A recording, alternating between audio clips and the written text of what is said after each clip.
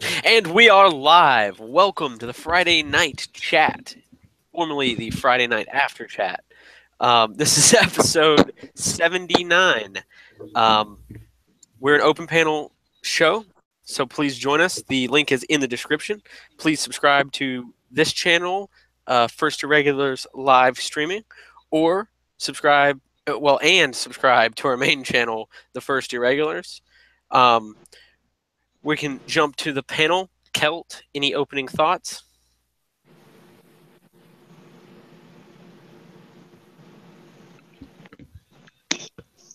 Okay. Iron Man, any opening thoughts? The new Spider-Man movie sucks. It's full of fucking niggers. All right, for sure. Miss Anti-Fem.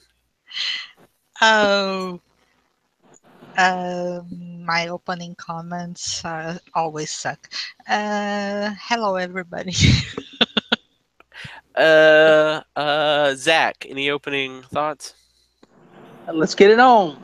All right, for sure. So, we can start off with some UK news. Politicians in the UK have called to end anonymous Twitter accounts. The proposal to ban anonymity on the internet for the following reasons: abuse, intimidation towards member of parliament, and the spread of hate. I think the rise of online media has turbocharged abuse, as well as the rise of online media. It has been helped by anonymity. People who would not come to me and attack me for being a nigger in public, but they would do it online, said conservative David Jones. Another quote from a member of parliament: the anonymity in which participants of Twitter clothe themselves encourage the sort of behavior that we have heard about today. He said, logging on Twitter nowadays is much like wading through sewage. So you see this sort of open detest of freedom of speech. You see that they're willing to ban people's freedom of speech in the UK, and even go so far as arresting people for spreading hate online.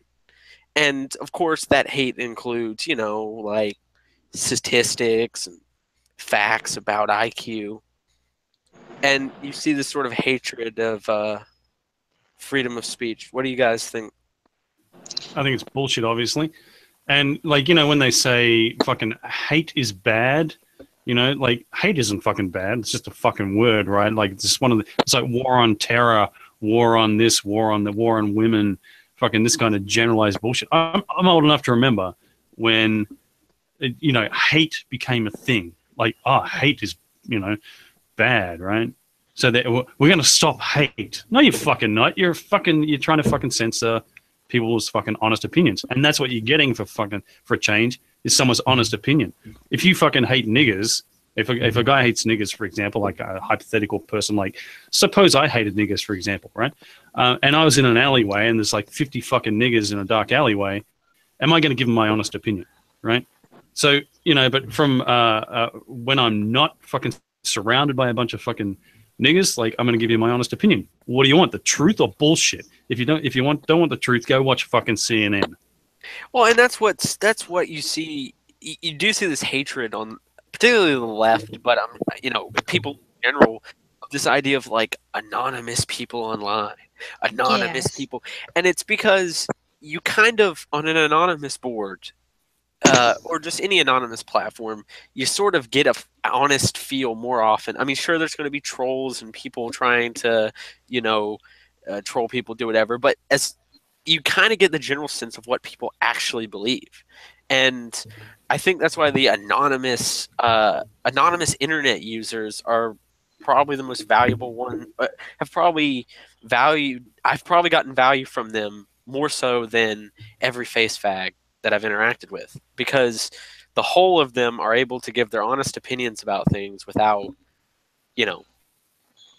without necessarily reprisal. Yeah, I think you get a feel of what the society at large thinks on subjects. And you wouldn't get this if you forced everybody to go with their real names, because people can get repercussions at their job places and lots of other things. You have to take into consideration that there are many valid reasons for people to remain anonymous. Yeah, I mean, if you're just a civilian, right, and you like had an anonymous Twitter account, and you could report criminals or something. There's lots of perfectly, legal, even in the UK, legal reasons for wanting to remain anonymous. But yeah, you know, it's kind of, if this went through, right, this would be nothing but state oppression, because they're not complaining that people are anonymous because they're committing crimes that are actually like, victim based, or like they're killing people or raping children and stuff. No, it's they're saying things. They're thought criminals. Well, They I'll give you an Yes, example too. This relates to what I was saying about freedom of speech not being the right to stand on a soapbox and spout. It's for people to exchange ideas, right? So I'll give you a good example. So say I'm a woman in the religion of peace, right? And I'm thinking of leaving. I'm thinking, hang on, this fucking Allah bullshit sounds like crap to me, right? And I want to discuss it with other fucking people, right? Without getting my fucking head chopped off or getting fucking stoned to death, right? Anonymity on the internet would be a fucking handy thing, wouldn't it? But like, that's the kind of oppression people can be under, whether it be like, the old fucking witch trial fucking Christian stuff, or fucking like modern day religion of peace crap, or fucking a variety of fucking political things, right? It's very fucking important to fucking have anonymity. And the people complaining are people like I hate people on fucking YouTube, like YouTube creators who fucking complain about the YouTube comments. Oh, people are so nasty in the YouTube comments. No, they're just giving you a fucking like instant fucking reaction, right? Like when I went and watched this Spider-Man movie, if the fucking director, writer, and fucking every guys were there, I'd go up and say, this movie sucked. Fucking, why'd you put all these fucking niggas in here? Fucking all this kind of shit, right? I'd say exactly the same fucking thing because I'm right fucking there. I just fucking saw it. The YouTube video and thought it was shitty, right? So, but no, it's some special place where hate fucking festers and fucking like you can't trust it. Don't believe YouTube comments. There's nasty people who go in YouTube comments. Fucking Facebook where people use their real names and shit. That's the fucking place where you get honest opinions. Fuck off. Actually, this conservative member of the parliament, David Jones, he said that the anonymity in which a lot of participants on Twitter clothe themselves encourages the sort of behavior that we have heard about today. Logging on to Twitter nowadays is much like wading through sewage. It's a deeply unpleasant experience.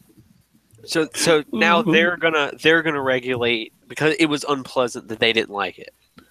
It's like the government needs to ban coconut cake because we ate coconut cake and it was just such an unpleasant experience. We have to ban that. No, because coconut cake hurts my feelings. Other people can't even eat coconut cake. Yeah, we gotta ban it. I don't like it because somebody called me the N-word. It's ludicrous, but it also sort of amounts to a roundabout way that they're basically banning dissent against the government, right? Because if you say, like, what is the government policy in the UK right now? It's basically bring in Muslims and don't say anything about them. Don't. Again, it's not about government, right? It's about the exchange of ideas. That's what they're banning, right? So it's like, you think back in the old days when Christians were like illegal, like Christianity was illegal, right? And people are, getting together like in secret and fucking talking about this shit. Like, and the fucking Romans would fucking be busting in and shit. It's the same kind of thing, the exchange of ideas. Yeah, exactly. But my point is that they're, even people who, like, even people who would agree generally that this is bad, they're basically, they're going to hand the power to the state to regulate, unpleasant speech that isn't allowed, right? Because it's hateful, and it just happens to coincide with the views of the state, the ruling views. You know, this isn't a way to crack down on dissidents. Certainly not at all. I say with extreme amounts of sarcasm. Yeah, but Yeah. it's not even like I always compare this to like I've compared it to this before, right? You join a club, right?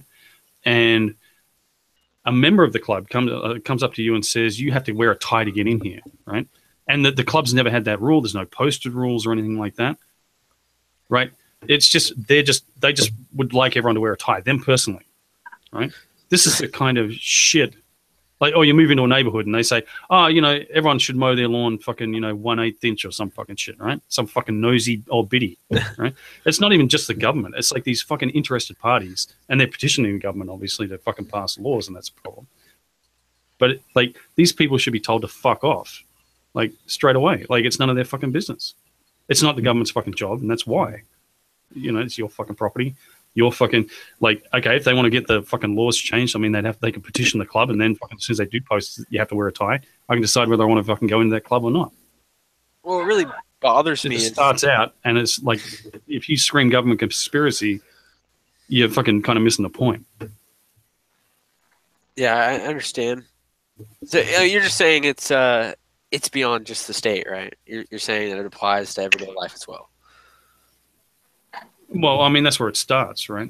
Like these like fucking interested groups, you know, will get together and fucking want to petition the government for this shit, and the government should tell them to fuck off, right? Because that's not what the fucking like, because of free speech. Like, that's why the government's got this list of rules. I don't know. Oh, well, this comes under fucking free speech, so fuck you. Just like that guy, you know, walking down the street legally carrying a gun in a legal to carry state, and some old biddy calling the cops. The cops should be on the other end of the phone and say, ma'am, this is a fucking legal to carry state. Is he fucking threatening with anyone with it? No, fuck off. Yeah. Click. Right? That's what the government should do, and it doesn't. And that's a problem. But, like, you should be, like, people should be fucking going after that fucking old biddy if they find out who it is, and tell her to go fuck herself. Yeah, certainly. It's I mean, what's always bugged me about it is that then these countries will have the audacity to say, "Oh, they're part of the free world. We're part of the free, you know, our wonderful democracy." When they're out there banning words and basically taking away people's right to dissent, even in anonymously, right? So, well, you can just, you know, you can't be anonymous when you say X, right? You can't yeah, you can't have anonymity. You can't be anonymous because then you might say something we don't like and throw you in jail. Oh, but we're part of the free world, unlike, you know, evil Russia. It's fucking interesting. Yeah, so another thing they'll do is sort of say, oh, well, anonymous opinions aren't real opinions. And it's kind of like, well, do I sound like a real person to you, right? Like, you don't know who I am. It doesn't even fucking matter who I am, right? Like, yeah, I could be fucking lying, just like fucking Hillary Clinton could stand up there and fucking lie to you, right? But it's fucking obviously a real fucking person. It's like a secret ballot, practically, right? You know, so if people can secretly talk about fucking political things and then go and cast a secret ballot, like, no one's got problems with secret ballots, I fucking hope, right? Yeah. It's actually the same. It's actually performing the same function as a secret ballot. So what if everyone discussed stuff anonymously online, and then went and cast their fucking ballots, like, and the anonymous ballot thing wasn't such a big deal, right?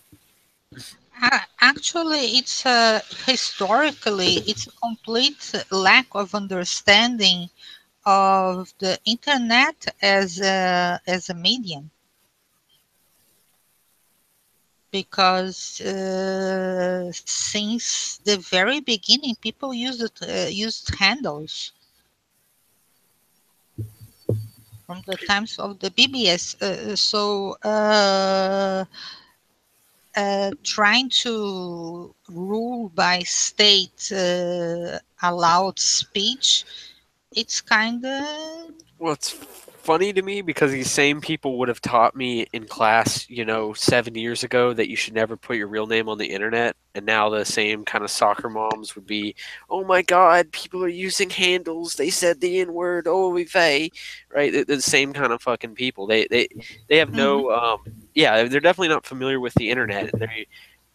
they started using it when Facebook got popular. So, oh no, this has to be just like real life. We have to have witch hunt after. It's this lack of understanding of internet culture, and internet culture is better than their savage normie nonsense.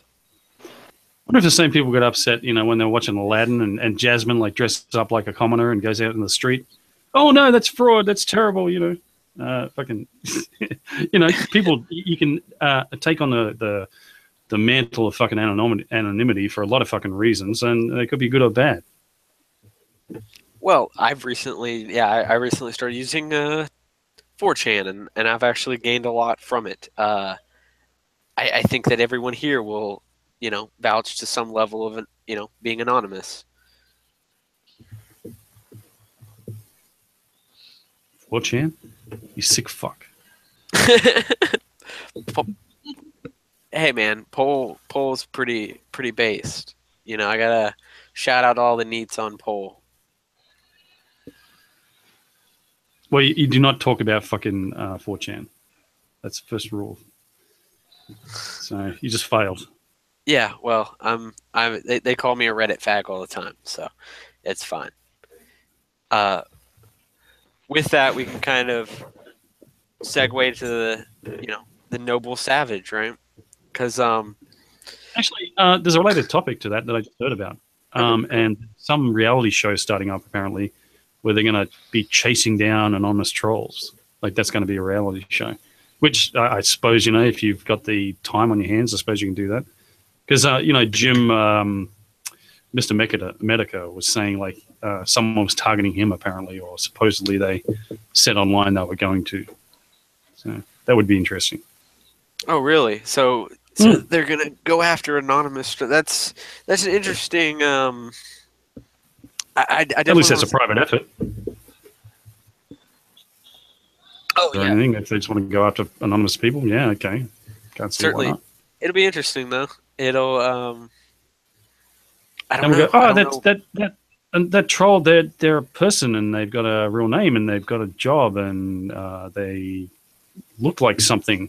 Wow, didn't know that. Wasn't expecting that. Yeah, I'm just waiting. I'm curious to how social justice-y it's gonna be. It's gonna be like he called Sarah Silverman a Jewish bitch. Oh, we're gonna find him. Yeah, and they will most certainly find this person, and they will throw rocks at this person's Windows house. They will try to burn the person's house.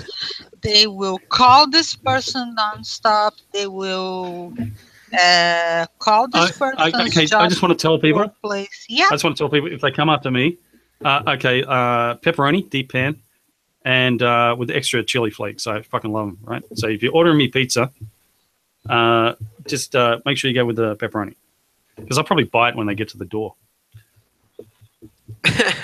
Well, yeah, I mean, so Miss Anti-Fem is kind of putting forward that they're going to go like literal witch mode, right? They're going to literally burn the troll at the stake. We've got him. He's a troll. He's a troll.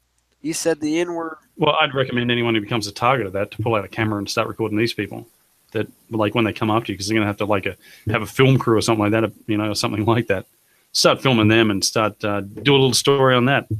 Yeah, it'll be just like InfoWars with their Megyn Kelly interview that they're,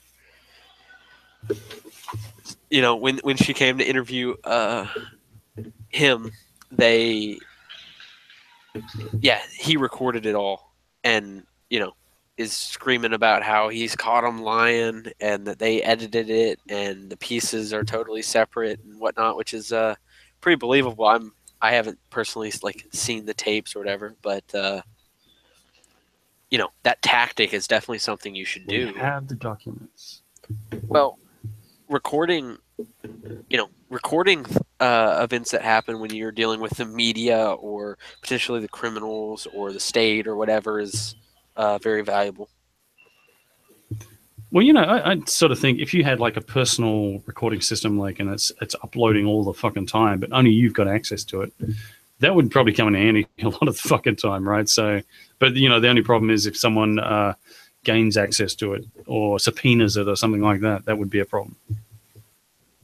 I mean, for me, I literally don't think it would be, but yeah.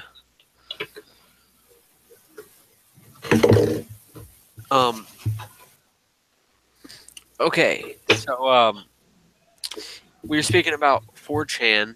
There's been a sort of an uproar in Neat News. So now we go to Neat News. So the leading cyborg developer has vowed to sell his new hyper-realistic sex robots across the world. It sparks warning that his creations could be a danger to society. So basically, these are a bunch of glorified sex dolls that can like react when you touch them and shit. So the point is that the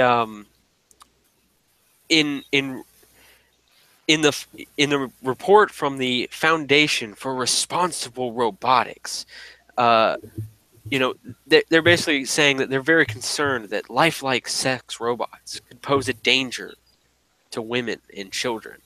The author of the report, the Professor Noel Sharkley, said submissive sex robots could encourage sickening sex crimes, including abuse. Wait, they're all submissive? Like they don't have anyone sort of like dominant or fucking like cater to other people with different fetishes? That's Rape fucking bigoted. And pedophilia. The Salvation Army has also warned that the rise of sex robots could fuel demand for people trafficking women and children in the UK. Some countries, primarily Japan, of course, are marketing them as a cure for pedophilia and rapists. So I think it's going to increase global warming because that's just as good as non sequitur argument, right? All right, the last bit of it is she wants to ban sex dolls, period. So, you're not allowed to have sex dolls, not even ones that are.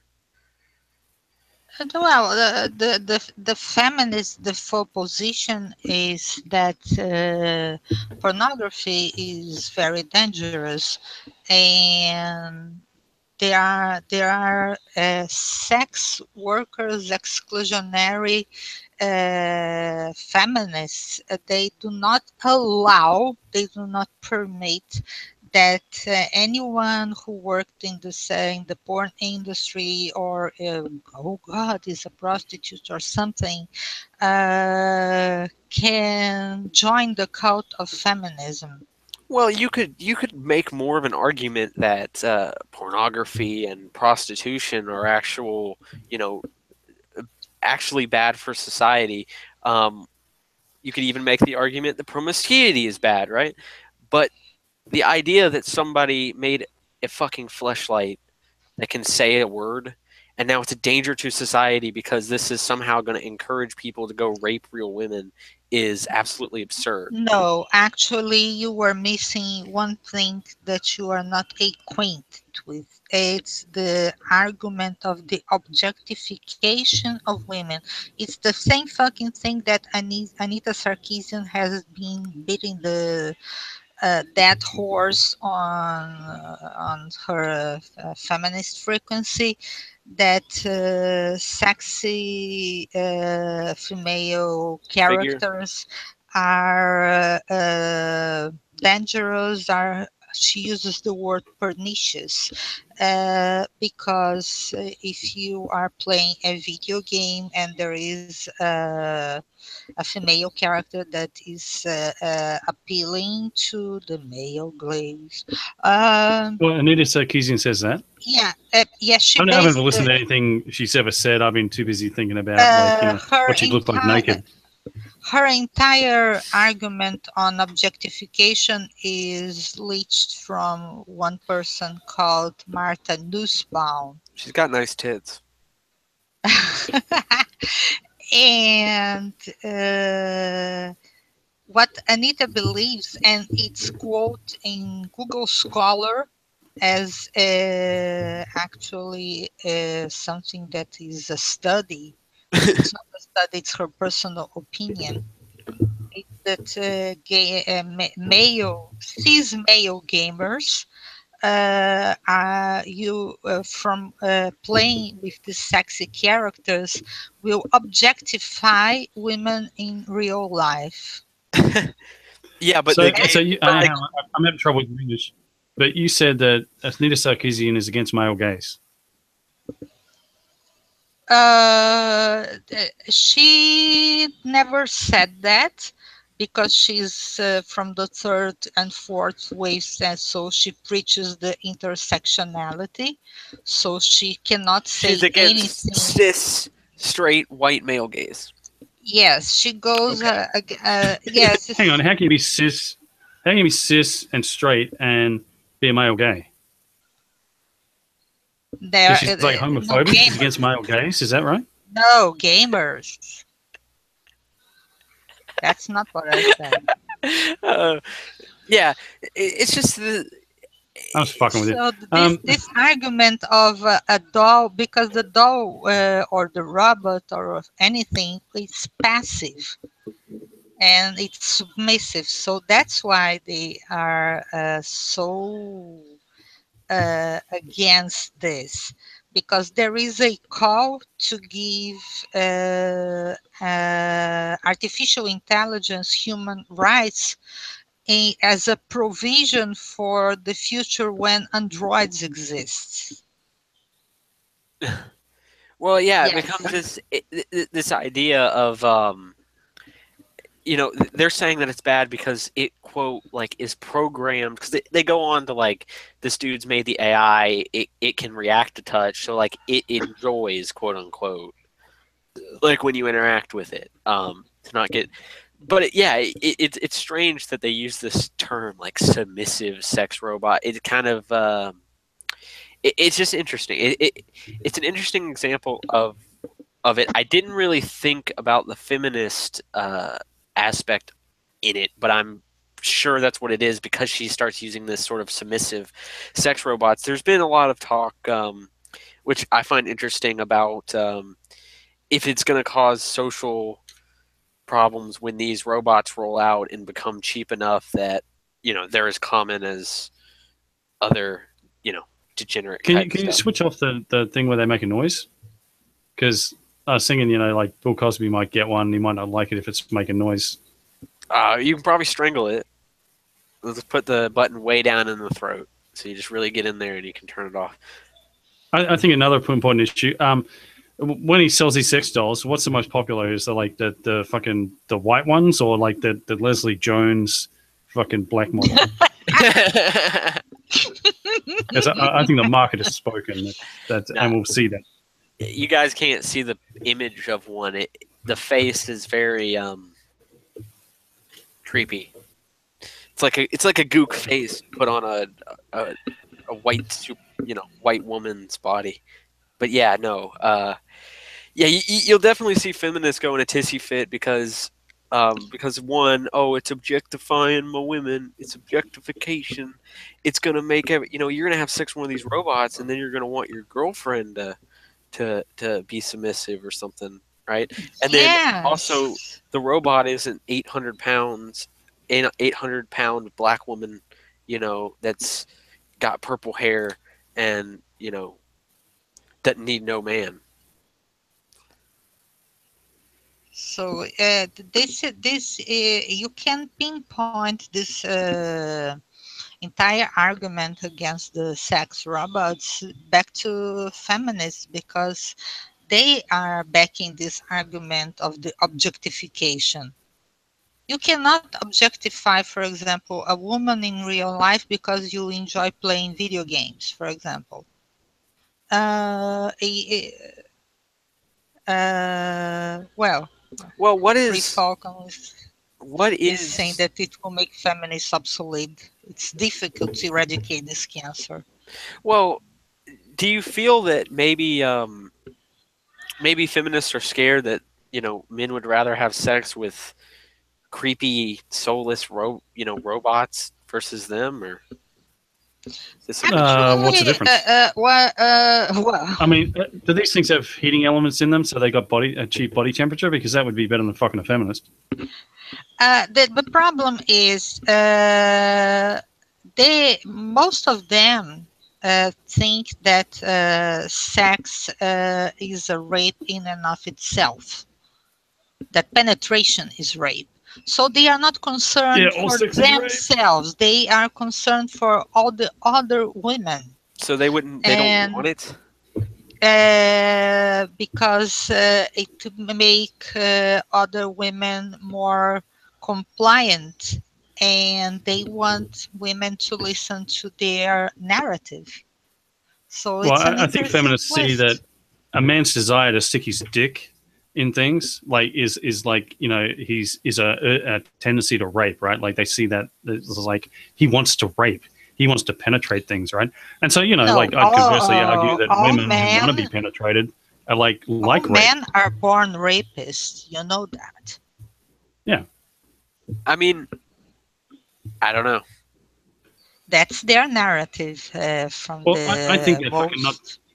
Like these things could save lives, right? I mean, there's men out there, like if they banned all these, like there's men out there sticking their dicks in vacuum cleaners and garbage disposals, and feminists, like fucking that's even worse, right? And like putting themselves in danger, right? So like you need something like this. That'd be like safe sex. Well, it's certainly interesting their take on sex. It's not something that you would expect, right? You wouldn't expect that something from the far left would be talking about how sex is this terrible thing inherently, and Actually, what the far left is saying is very close to the most die-hard religious person narrative. well, it is a religion. They're Yeah, because feminism and communism, each one of them, they are cults. They have an ideology, they have dogmas, so they are cults. So I think that this is a threat because the feminists, they are virtue signaling to their audience, which are other women and male and beta males. well, I've So, heard like MRAs argue that these robots will be like almost immediately banned when you know when they hit the market, because there's going to be an outpour of women that are going to complain about it, particularly women who are the proud slut crowd, the kind that are on Tinder and all these other things, because they're not building any actual value for themselves. They're not trying to become, they're not interested in being decent people. They're not interested in doing interesting things or sweet things or nice things or intelligent things to have people want to hang around them. They just, ride the dick carousel, so to speak. These Tinder women, they are not the real threat. The real threat are the radical feminists. Oh, I agree. I'm just saying that that headed by that, there's going to be this sort of we don't like this. This is competition. Has been proposed. I'm not so sure. I'm curious how it'll play out. I'm not so sure it'll be like immediately the next social justice movement to ban these things. I'm not so sure. I don't think if there will be a movement, it will not come from the Tinder girls because they are cheap. Yeah, but these things are cheap, right? And like this will definitely displace them, right? Because if these things are Well, it's a problem that might fix itself, right? Like a lot of these women are fucking old cat ladies, right? So like all these guys that produce these dolls have to do is make like some Brad Pitt doll with a vibrator on it, stick some plutonium fucking batteries in it so I can fucking go for like 2 days straight and fucking they'll shut the fuck up. But you see, Iron Man, that would be a submissive one. So, because that would be a dominant one. So that'd be okay because that'd be a dominant sex doll. I think it's just a cry for help. They just want their own dolls. No, what they are scared is of the submission factor, because when I do my virtue signaling, talking about family and this kind of thing, they say, oh, you want women back to the kitchen, you want like the 50s marriages. And I said, and if women want to have such marriage, and the agreement between a man and a woman is that she takes care of the house and the children and he works, and it works for them, is it such a bad thing? Well, I mean, like I've interacted with a few women before that have said stuff like, "I never want kids," right? And I immediately am just like, "Okay, well, I'm not gonna pursue you, or They're full of whatever." shit. And they don't. I know they're full of shit, but they don't understand the concept, right? Because I tell them, "Okay, so if I were to marry you, right, what would you be?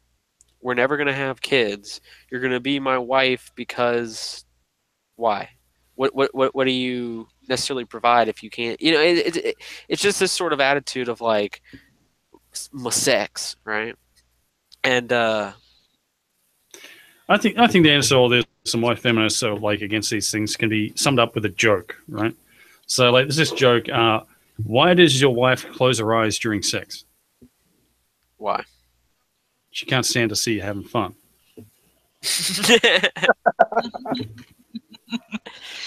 One person that actually had her Patreon shut down. I didn't get the proper follow up on that, but that's how I met her. She goes by Wife with a Purpose on Twitter, and she has 6 children.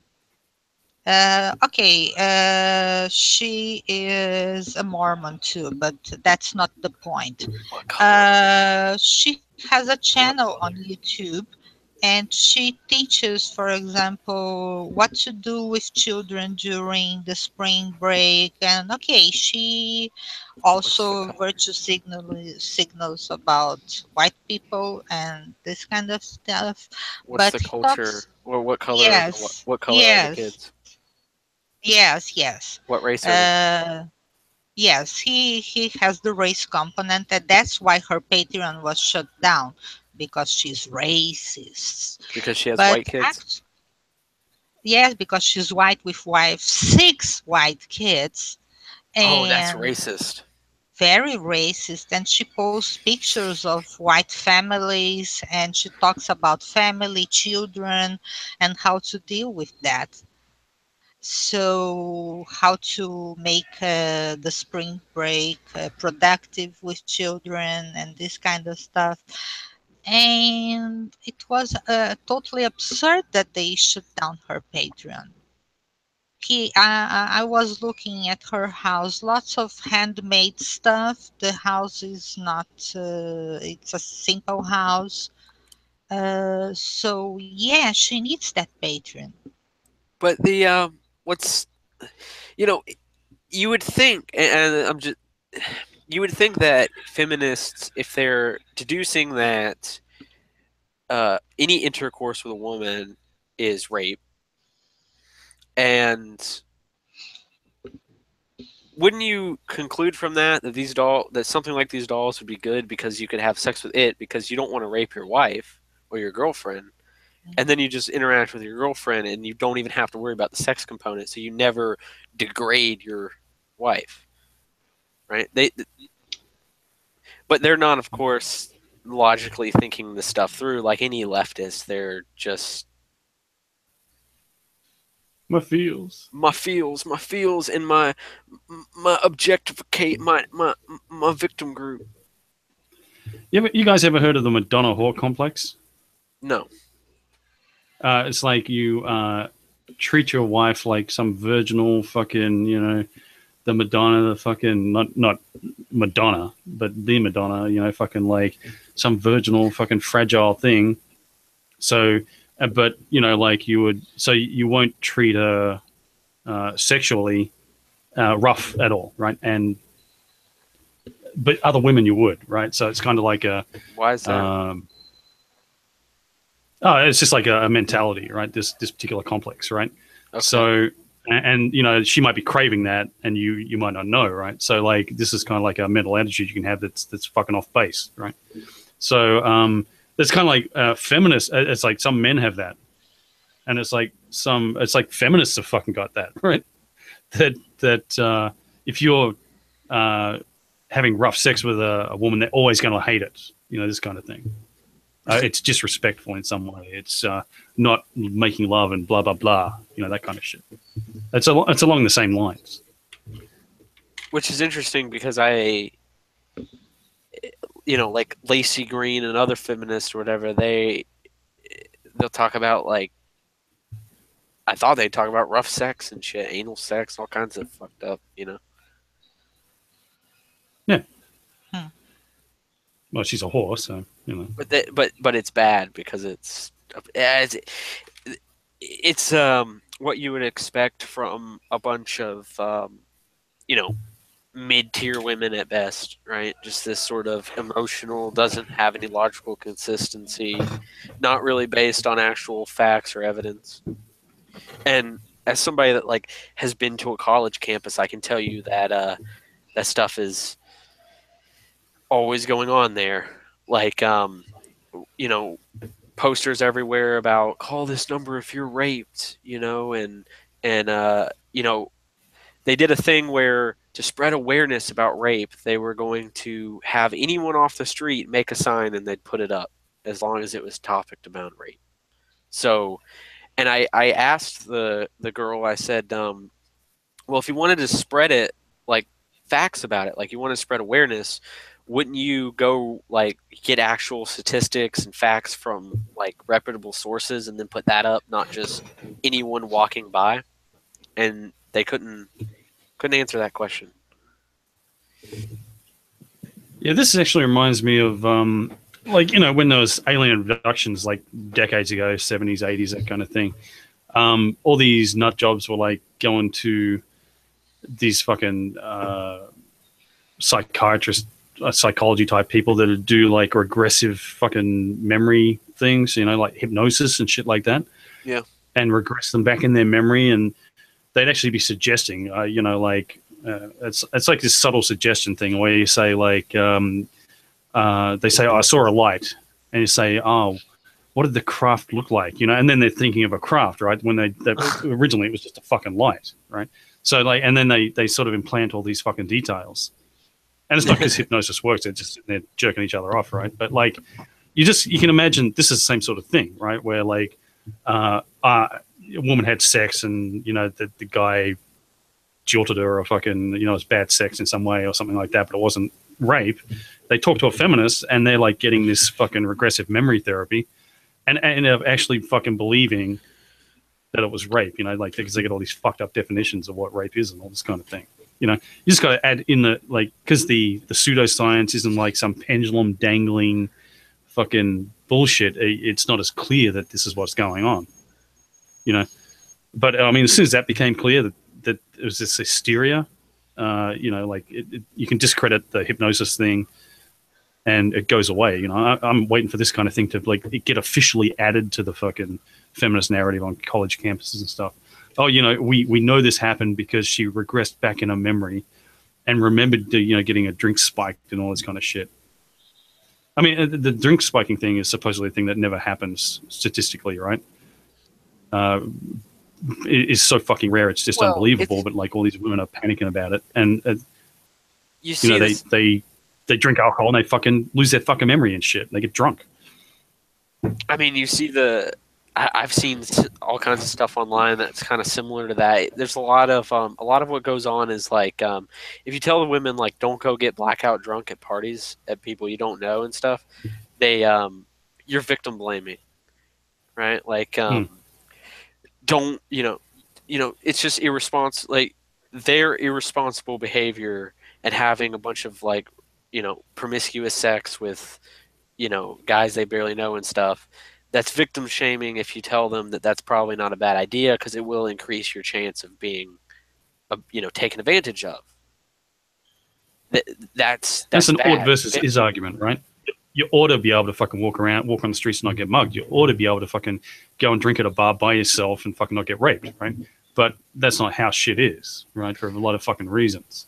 Well, and I've had people like send me like ask.com questions and stuff where they'll be like, it's an interesting example of this. It's like you'll see some woman complaining. She'll go, I don't know if guys like me or whether they just like that they just like my race, right? And it kind of comes down to like, oh, well, maybe that's a good reason to like date within your own race, right? Like, it's just No, maybe they got the fetish, because they're always going like, like tall women will say, I don't want fucking guys who like look at how tall I am and they got some sort of fetish for tall chicks, right? It's like, Yeah. I like tall chicks, right? But it's not like a, fetish level fucking thing. It's just like, I probably just like short chicks is probably the thing, right?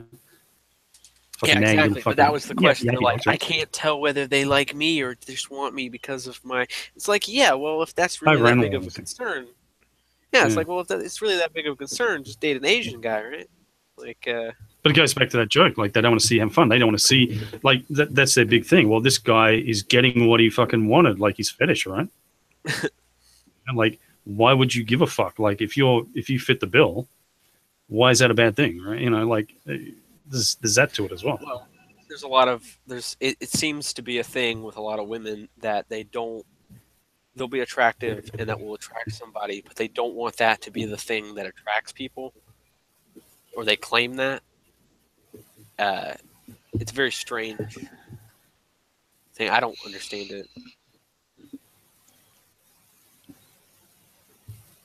And Miss Anti-Feminist, she's gone all quiet, and I can infer from that she's going, oh, I'm not tall. I'm too short for, Iron Man won't like me. She's really upset about that. I was looking at Wife with a Purpose Twitter and that's zoned out. Flicking the bean. No, you're pining for me. That's what it was. Just you're eating a bucket of ice cream right now. Really fucking upset. So, no, don't do this. You get fat.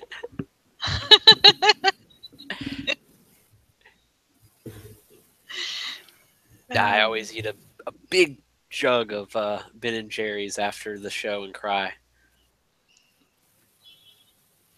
Yeah, no, of course not. So, did you guys hear about the Black Lives Matter bigwig that created a brand new website?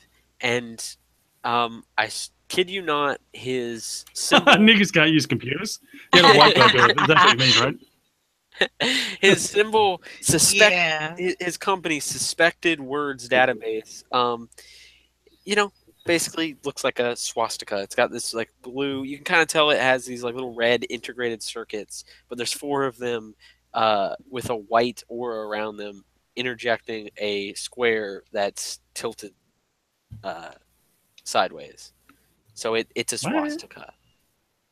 Yes. And a swastika on his website. Yeah, and people called him out for it, comparing it to the Kekistani flag. Yes. He's recently brought down the website, so we assume that he's going to change it. But he was, fighting back that it wasn't associated with the Third Reich, and that. No, he's changed it to a triangle with an eye in it, right? Yeah, I'm something like that. Well, here's a quote from Tariq Nasheed, the person who tweeted, or the person who created the site. The owner of the website. Yeah, I posted a logo earlier, and some PPL lied and said it was a swastika. It was not. That's like saying the Kek flag is a Nazi flag, right? The funny thing is that the same people, a lot of these were avid leftists, have made memes and talked about how the Kek flag is, in fact, based on the Third Reich flag, which it is, and that it is a symbol of hate. Yeah, but... Well, I thought it was. So his website should be blocked in Europe, first of all, because that's promoting hate. That was a swastika. Second of all, he needs to be publicly doxxed because he posted a swastika. This is evil. And I'm disappointed in Black Lives Matter for spreading white supremacy and stuff like this needs to be stopped. This is the symbol. It's if you click on my icon. Hold on, I can present you to everybody. Woo! What's that tab you got open there? That's like some sort of anime porn. Shut it down. Shut it down. Miss Anti-Fem. You've got to close your anime porn before we screen share, man. I'm sorry. I didn't mean to do that to you, Cal. Yes, I saw that logo. It's supposed to be like a printed circuit kind of Ford things Yeah, coming you in. can tell that they, you can tell what he thought it was.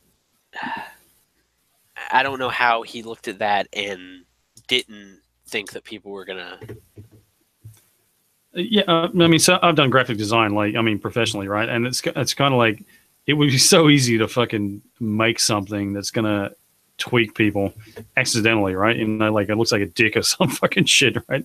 When you sort of step back because you're so close, fucking, when you're working on those designs, it's kind of you can inadvertently do shit like that. So I wouldn't think much of it. I mean, if you draw a triangle with a fucking circle in it, I mean, it's going to make Mark Dice scarf his fucking tits, right? Like any fucking triangle with a circle in it. Oh, that's the eye of the fucking pyramid, fucking blah, blah, blah, Yeah, you can take it that way. A dot in the fucking, in a triangle would do it. Hell, a fucking upright triangle. Will do what? Avoid basic geometric shapes when you're doing that kind of shit. So, people are going to see the Illuminati or fucking whatever, in non-explicit fucking images, right? Yeah, I mean, that makes a lot of sense. I mean, certainly imagery is interesting, but... I'm looking at that one. If I was going to put a swastika in something, I wouldn't make it that obvious. So it's kind of like, it's kind of like, because it's so obvious, it's sort of like, sort of a disproof that it was intentional. Oh, we got a Brit Bong in here. Hello. Hey, sorry I'm late to the party. No, it's okay. We went over the UK politicians calling for an end to anonymity on Twitter. Was that the woman who's fed up of being called nigger? Yeah. But in conclusion, I'd say that you wouldn't need that reason to fucking say Black Lives Matter or a fucking pack of fucking Nazis or whatever, right? You don't need a swastika and a logo to fucking make a case against Black Lives Matter. Yeah, certainly not. I just thought it was interesting. It's kind of an example of the left, eating itself, right? So a lot of these people who complained about it were, of course, a lot of them were alt-righters that saw this and thought, oh, this is funny. But yeah, they see this and they go, oh my God, why the hell do you have a swastika on this symbol? I mean, Jesus Christ. And they do this stuff all the time. And now, like the feminists, of course, they're going to attack the fucking communists. They're going to go after, Yeah, fun watching them scramble, and if they change it, that's funny. And if they did it accidentally, it's funny. And I'm not going to allow a bunch of daggum leftists to come around here, taking my sex robots, taking my videos, taking my daggum, my freedom. I'm not going to allow it. Taking my 4chan because it can't be anonymous in the UK anymore. I'm not going to allow this shit. Well, the thing in the UK is they've been talking for ages about, well, they're kind of slowly like pulling back our rights, and we don't really have free speech here, but I mean, you can get arrested for a lot of less than what you could over there. But they've slowly been kind of like making the case for these kind of reductions of privacy and stuff. But in some ways, the British people like consenting to it a little bit because they always do it under the guise of we're going to stop the terrorists. And certainly people here do think that they should stop the terrorists and do more against them. So there is like a bit of back and forth there, really. Some people want less privacy online, and in some ways I sort of condone it a little bit. I don't want them to investigate me, but I think if they've got a good reason to suspect someone's a terrorist, they should be able to. Well, you can get a warrant, right? Are they doing Yeah. all of this surveillance with a warrant? They're getting a warrant for every person they're going after with a hate speech? I guess not, because it's posted they have to get a warrant, I guess, if it's posted anonymously, so they can go subpoena Twitter. That's why they don't want it to be anonymous, so that they can just do an investigation without really doing much. They can just go to the page because it's public then. Do you guys have that thing like where you get on a plane, like is that like a cheaper airline, right? And they say, oh, you're able-bodied and everything. Could you sit near the exit and open the exit in an emergency? Do you guys have that over there? Like, I've been on planes before, and I've only had to sit by that exit when the flight's been really full, and they've never asked me if I'm able-bodied enough to open it, but I probably look like I'm able-bodied enough to open it.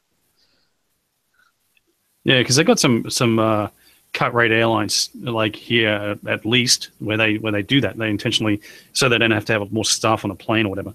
As long as they can find someone able-bodied who will agree that yes, I'll open the fucking exit and I know how to do it. Like they'll sit someone like that next to the exit, and they pick me a lot of the time. But like you should be saying to the fucking the argument in the UK should be give us our fucking guns back.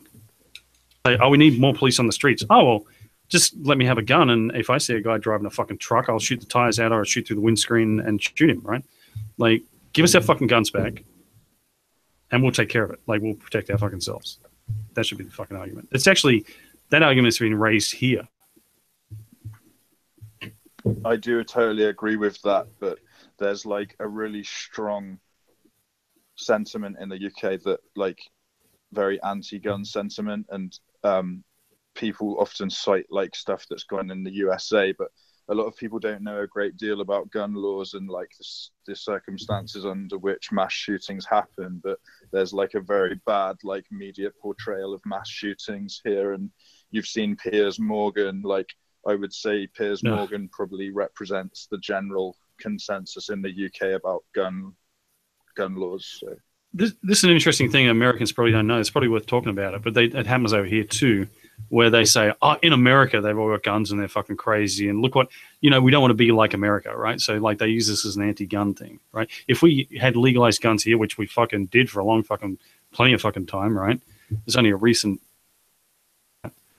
we'd have mass shootings every fucking day and all that, even though our population's like fuck all compared to the US, right?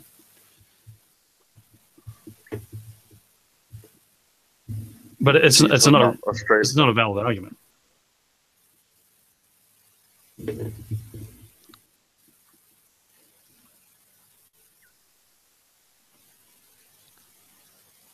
It's like, don't be like the US. That's the whole fucking argument, basically. Like, oh, they're so violent over there. They got wall-to-wall fucking gun violence.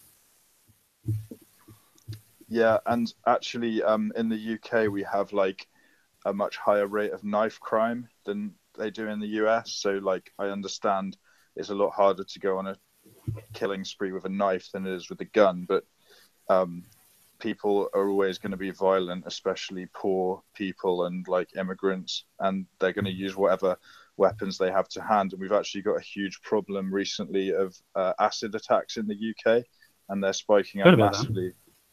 Yeah, we're now the acid attack capital of Europe, London is. So people are just going to use what they get, and people are going to be immoral and violent no matter what, really. Well, have you guys had any attempts to ban knives over there? Because we've had it over here. They got the guns, now they want the fucking knives. And I'm not talking just like fucking like bayonets and fucking like, big fucking Rambo knives. I'm talking about fucking like, if you go to the supermarket and you can't buy a fucking knife unless you're over 18 and you got ID and all this other bullshit. I mean, fucking crazy shit, right? Oh, yeah, you got a butter knife. You can't buy that. Knife here. in the state that I live in, we have pretty. I mean, it would make you guys stuff look like nothing, but we have a lot of knife control.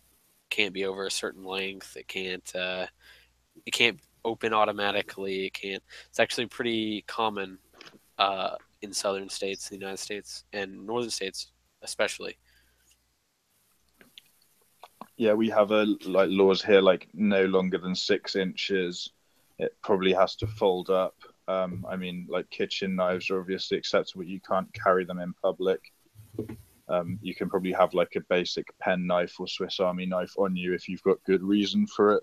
Yeah, well, you see, this is kind of. I mean, can you claim self-defense, at least in the legal system there? It's funny, like, I don't know if I mentioned this to you guys before, but a guy was burgling a farm in England, and the farmer shot the guy with a shotgun and wounded his leg, and the guy was prosecuted for shooting this trespasser. I don't know if you can claim self-defense. I mean, I think they'd prosecute both people, really. God, I know over here that carrying any weapon, like self-defense, is not a valid excuse or lawful excuse for carrying any kind of weapon. Yeah, that's the same here. But if you actually used it on somebody in self-defense, would they charge you then with murder? I'm sure they would, but like what I'm waiting for is like some big event, like, you know, one of these terrorist things where shooters are going to fucking like kill hundreds of people, and fucking someone just pull out an illegal weapon and fucking shoot the terrorist, right? And then fucking watch them try to charge the guy like publicly, see how people react to that. Yeah, I mean, it's sort of a lot of the problems in the UK seem to stem from, you know, of course you have the refugees, and of course they're causing the violence and the crime, but you would think that the UK would be better at policing them, and it kind of brings light the problem of stripping your people's ability to get weaponry to defend themselves, and also just poor police work. Yeah, I totally agree with that, and it is really frustrating here. It's like, since the recent spate of terrorist attacks, we have had a few people advocating for gun law reform, but it's been a pretty small minority of people on sort of the pretty hard right. So, well, are you allowed to have pepper spray, stuff like that over there? Because we're not allowed to have that kind of thing. That's kind of ridiculous, you know. No, defensive. I don't think you can have a taser or pepper spray. Nothing like that. You can have a rape alarm that makes a loud noise. Oh, and the police are going to whistle too. Yeah, that'll work great in the no-go zones. It won't attract their other rapists that are in the area. Oh, rape's going on. Oh, better check this out. Yeah. I never thought of that. Rape whistle attracts rapists. Like a duck call. Yeah, it's really sad state of affairs to watch from afar, certainly. But yeah, like you would think that even going through the mainstream narrative, right? Like you could completely just go, oh, there's only a few bad Muslims, right? You could say, oh, there's only a few bad Muslims, so what we need to do is do sting operations, right? So that the police can get just the bad ones, right? But I don't see that happening. We'll just give everyone their guns and they can just shoot the bad ones when they do something bad. Right? Like we need to defend ourselves from self-selecting. Yeah, from the bad ones, and we need to do sting operations to get just the bad ones, right? I don't think the government here would ever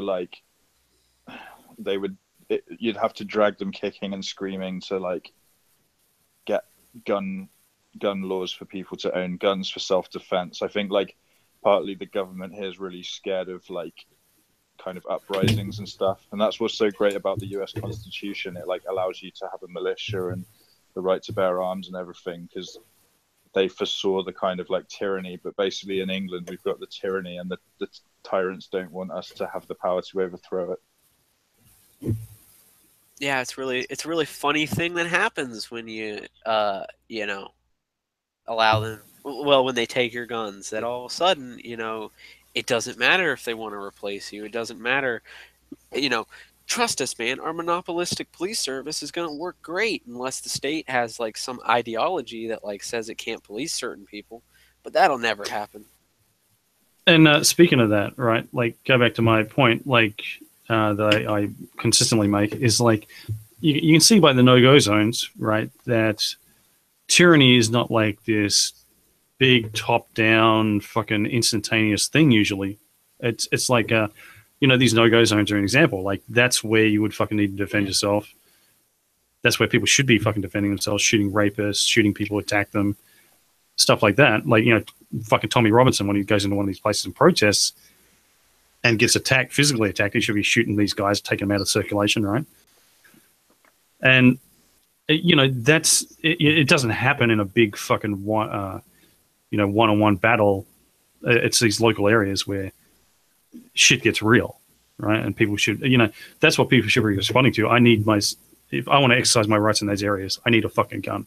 Same with like high crime areas and stuff like that. Like if you live in a nigger neighborhood in fucking the US, like if you live in the middle of fucking Beverly Hills or whatever, some gated community, you go, oh, I don't need a gun, like, so zippy fucking doodah for you, right? Well, it's kind of like Tommy Robinson he's like a walking sting operation for the police, right? Like people come up to him, Muslims, like they're threatening him. They could just follow him, and then when one comes try to attack him, I can arrest him. I got a bad one, right? By their logic, it's only. Only problem is they all look alike. Well, yeah, but by their logic, there's only a few bad ones, right? It's like, oh, well, what are you doing to catch the few bad ones? Arrest them for you.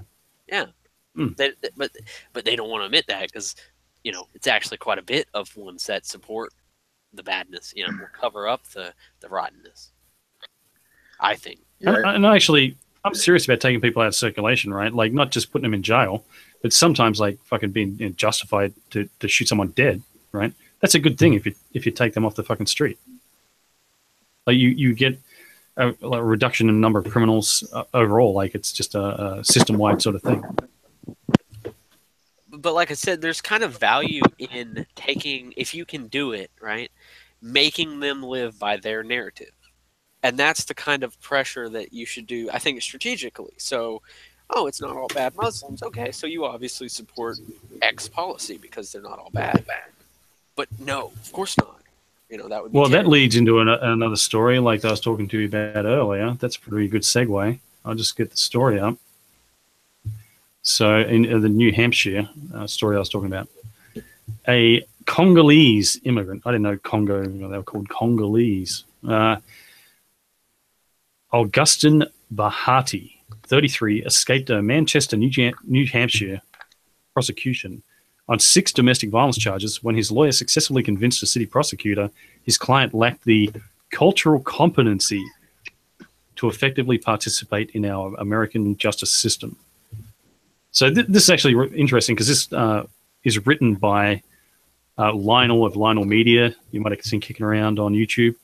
And he's a lawyer and ex-prosecutor. So normally when you read stories about legal cases, the journalist writing it doesn't know shit about the law, or they're focusing on the wrong thing and you're kind of leaving out key details.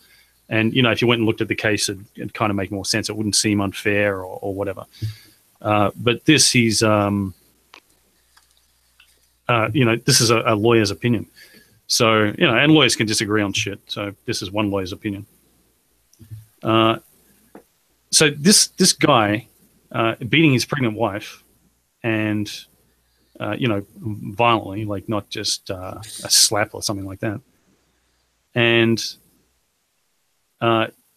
they sort of like are doing the, mentally incompetent kind of thing. Well, he's culturally unfamiliar with how the law operates, and this culture's so ingrained in him, we can't even fix it. This is kind of the implication too, right? We can't send him to a anger management class or something and fix it. And so Lionel, he's anti-social justice bullshit and all this lefty nonsense himself. So he's sort of pointing out, hey, this case is just this perfect argument against immigrants, right, from these shitty countries. Like, if you can't fix them, if they can't culturally integrate and obey the fucking law, then you shouldn't let him in the first place. So it's a really fucking interesting story. And he says, as the case was reviewed at various levels after a series of complaints were lodged and leveled, the ostensible basis for the dismissal of all charges was provided for thusly.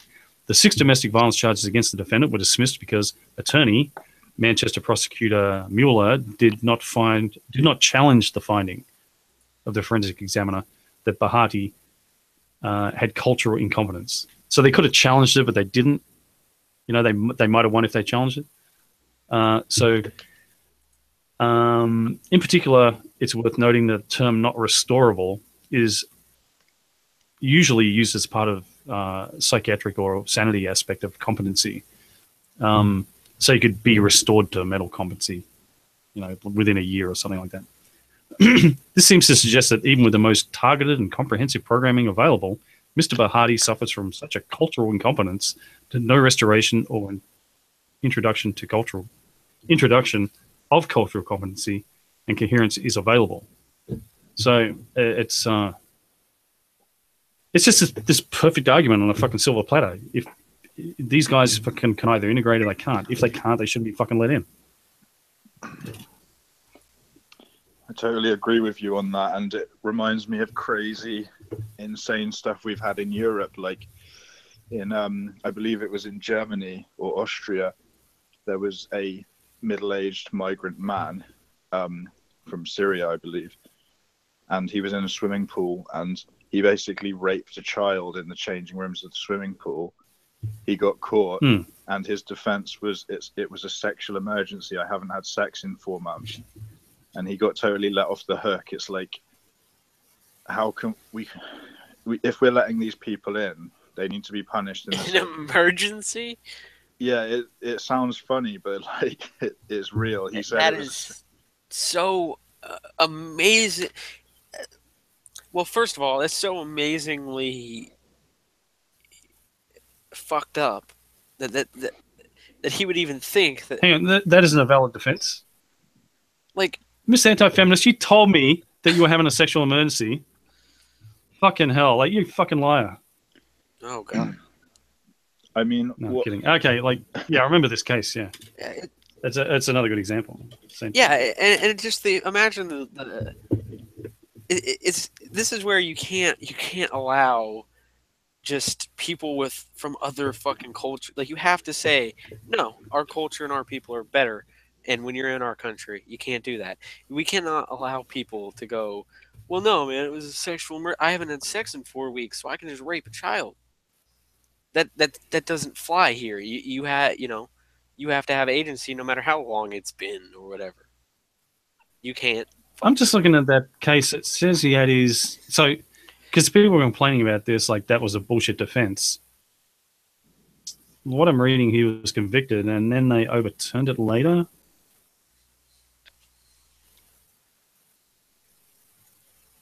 Okay, so this fucking gets worse, according to what I'm reading here.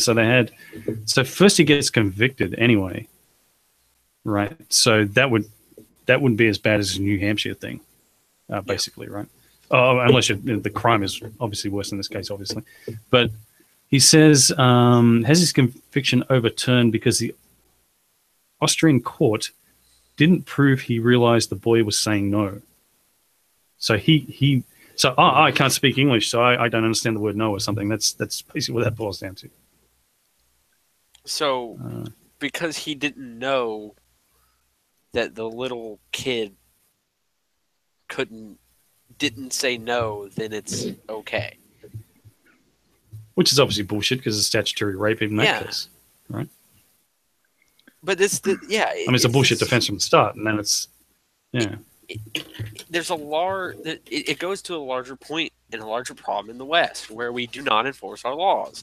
We let in these fucking people, and they're savages that come from savage cultures where, well, I haven't had sex in 3 weeks, so I can rape somebody.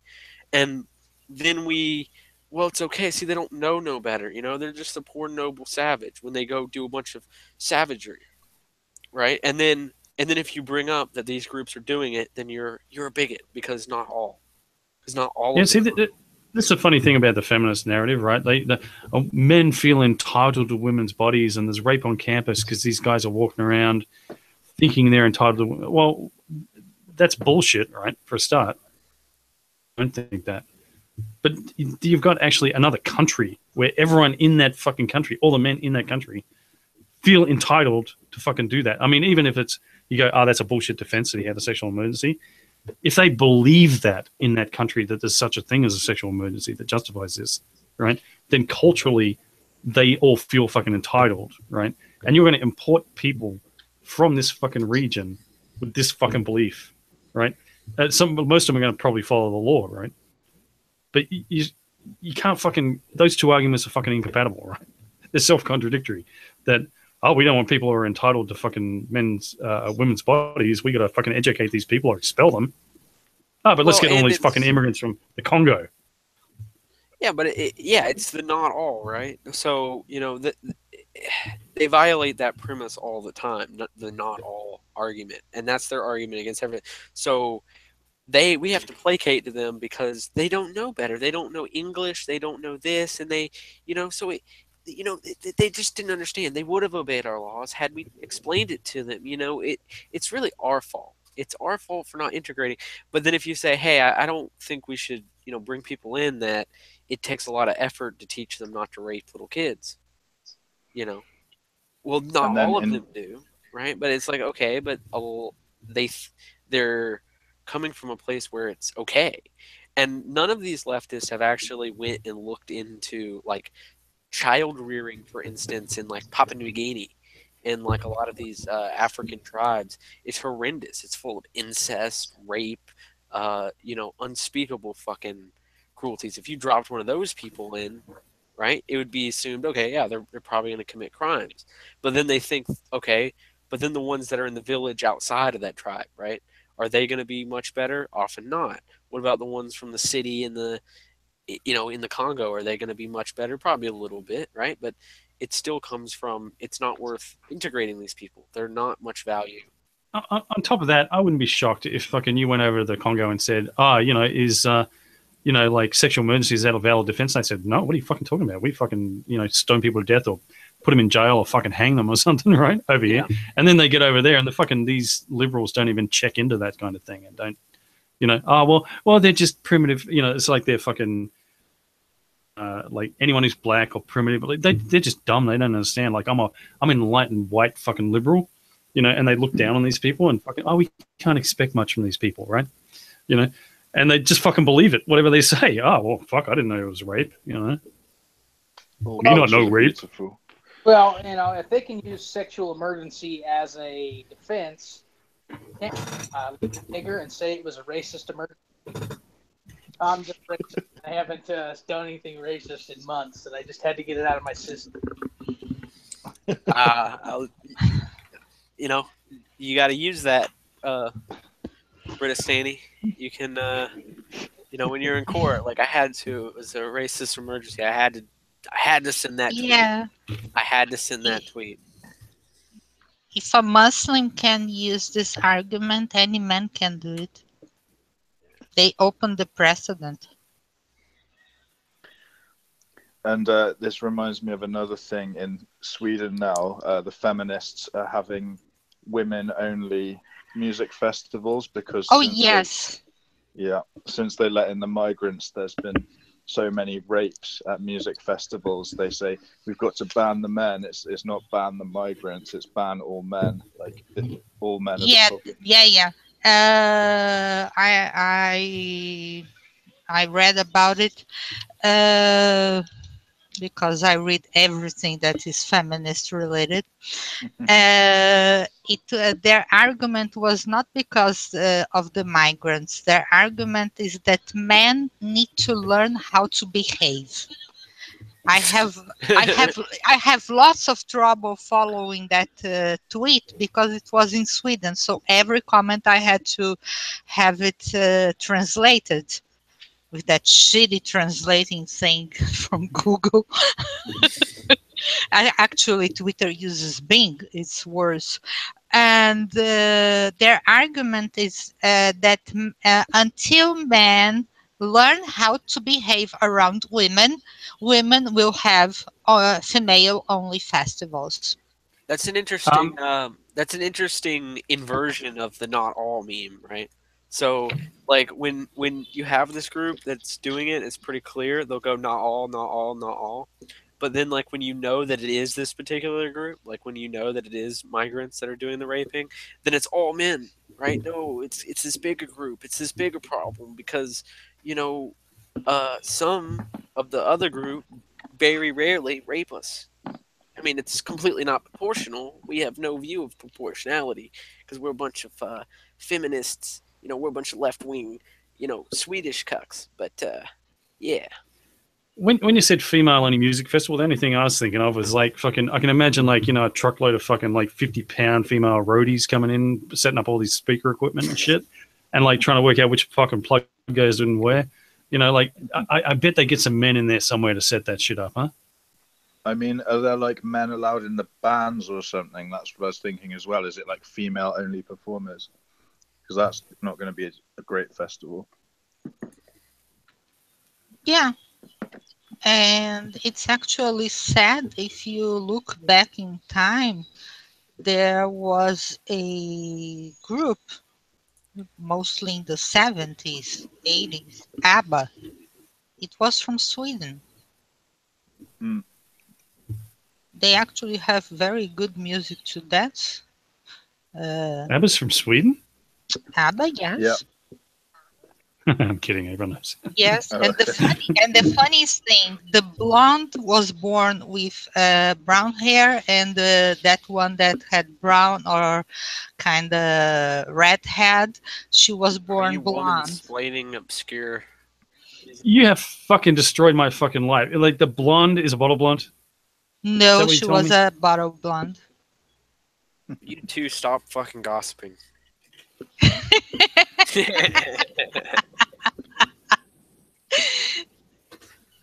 Speaking of blondes and Piers Morgan, did you guys see the Polish politician who came on and red pilled Piers Morgan on his No, I breakfast show? didn't. Enlighten us on that.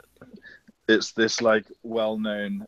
They call him the most sexist politician in the world. Oh, think I he's love called- that feller. Yeah. Yeah, Janusz something, Janusz Vicken or something like that. But He came on. said he was up in front just for some clarification on what this guy has done. He stood in like front of their parliament and said that there is a pay gap and that it's good because women are weaker, less intelligent, they don't work as much.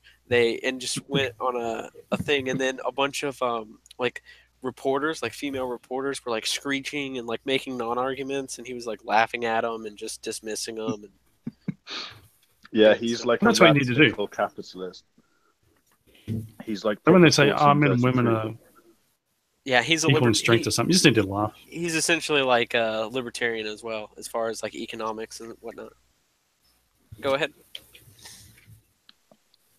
I was going to say. You just need to laugh at dumb shit. Oh, sorry, go. No, sorry, you go ahead. No, I mean, I'm just thinking, like, all I can think of when, I think of Piers Morgan is, Mao took the guns, Stalin took the guns, 1776 will commence again! So, you already got red pilled, in my opinion.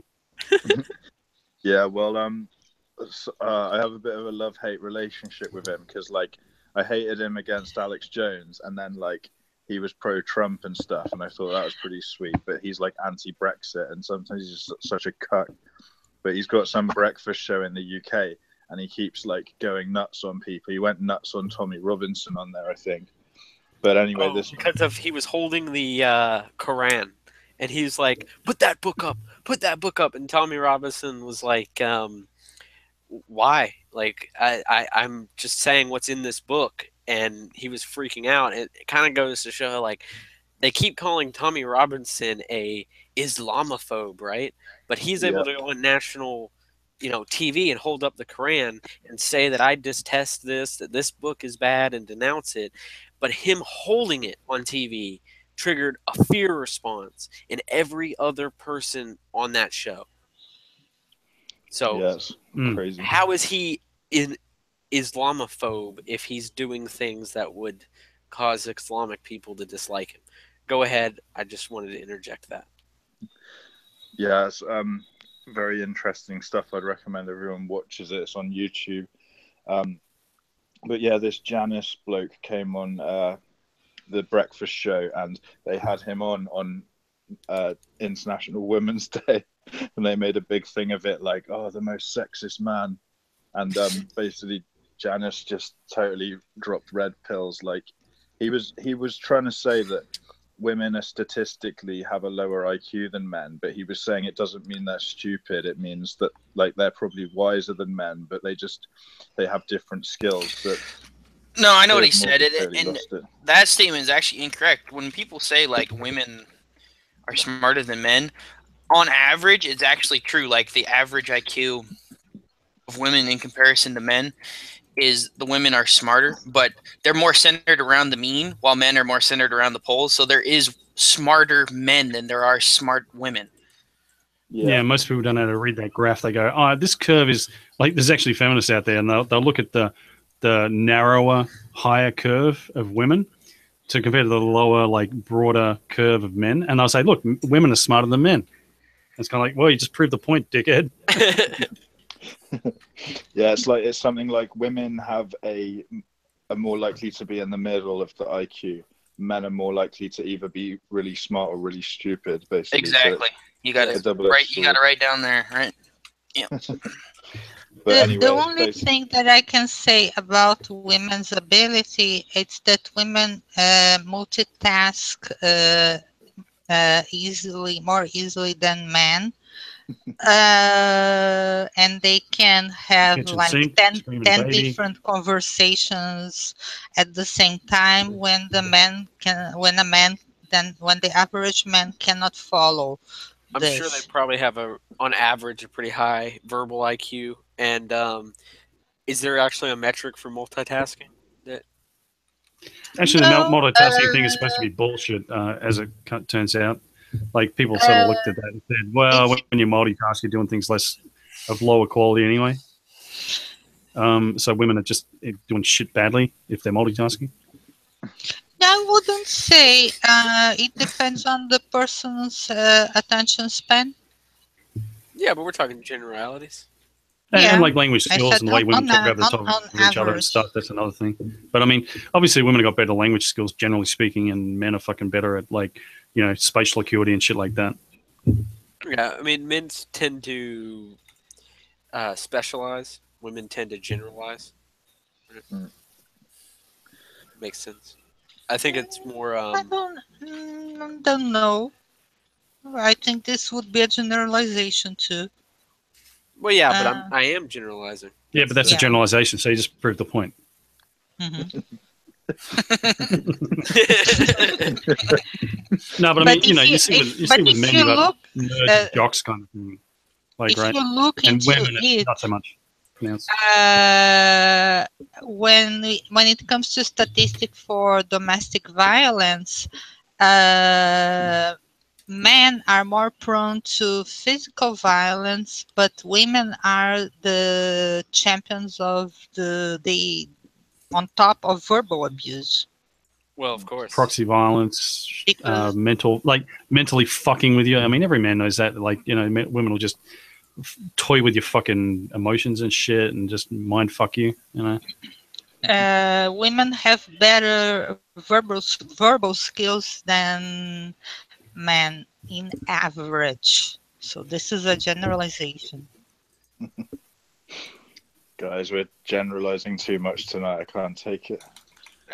That's a generalization of the conversations. Oh, you are generalizing. Well, we're only doing it on her account because otherwise she can't keep up because she's only a dumb woman. You should hear us when we got a nigger in here. Like we got to really slow down. Well, we already have KK here. Well, we had that guy T. Oh, KK's here? Yeah. I got it. Speak of the devil. Cast. Oh, gee, this podcast hasn't been any fun because we haven't talked for 2 hours about KK's sex life. Oh, his gay sex life. Ugh. Yeah, can we not? Yeah. I think he's AFK or something. No, he's always there lurking. No, faggot. He's my favorite faggot. Okay, you want me to prove that women aren't smart, right? Texas teen dies after using phone in the bath. Drops the phone. They found her electrocuted, apparently. So, and the story doesn't give you the. This is the thing with fucking journalism, right? They don't give you the fucking details. So now, oh no, if I drop my phone in the bath, it's going to kill me. It's kind of like, well, it's a 5-volt fucking battery. It's obviously not going to fucking kill you, right? Same with the charger. So she must have fucking been in contact with the mains voltage in some way, right? Or the charger was faulty or something. But yeah, there you go. Like, that's real smart. Whatever she fucking did. Had an extension cord in the fucking bath, maybe. Pretty fucked up shit. Yeah. But that's, a man wouldn't do that kind of thing. Just saying.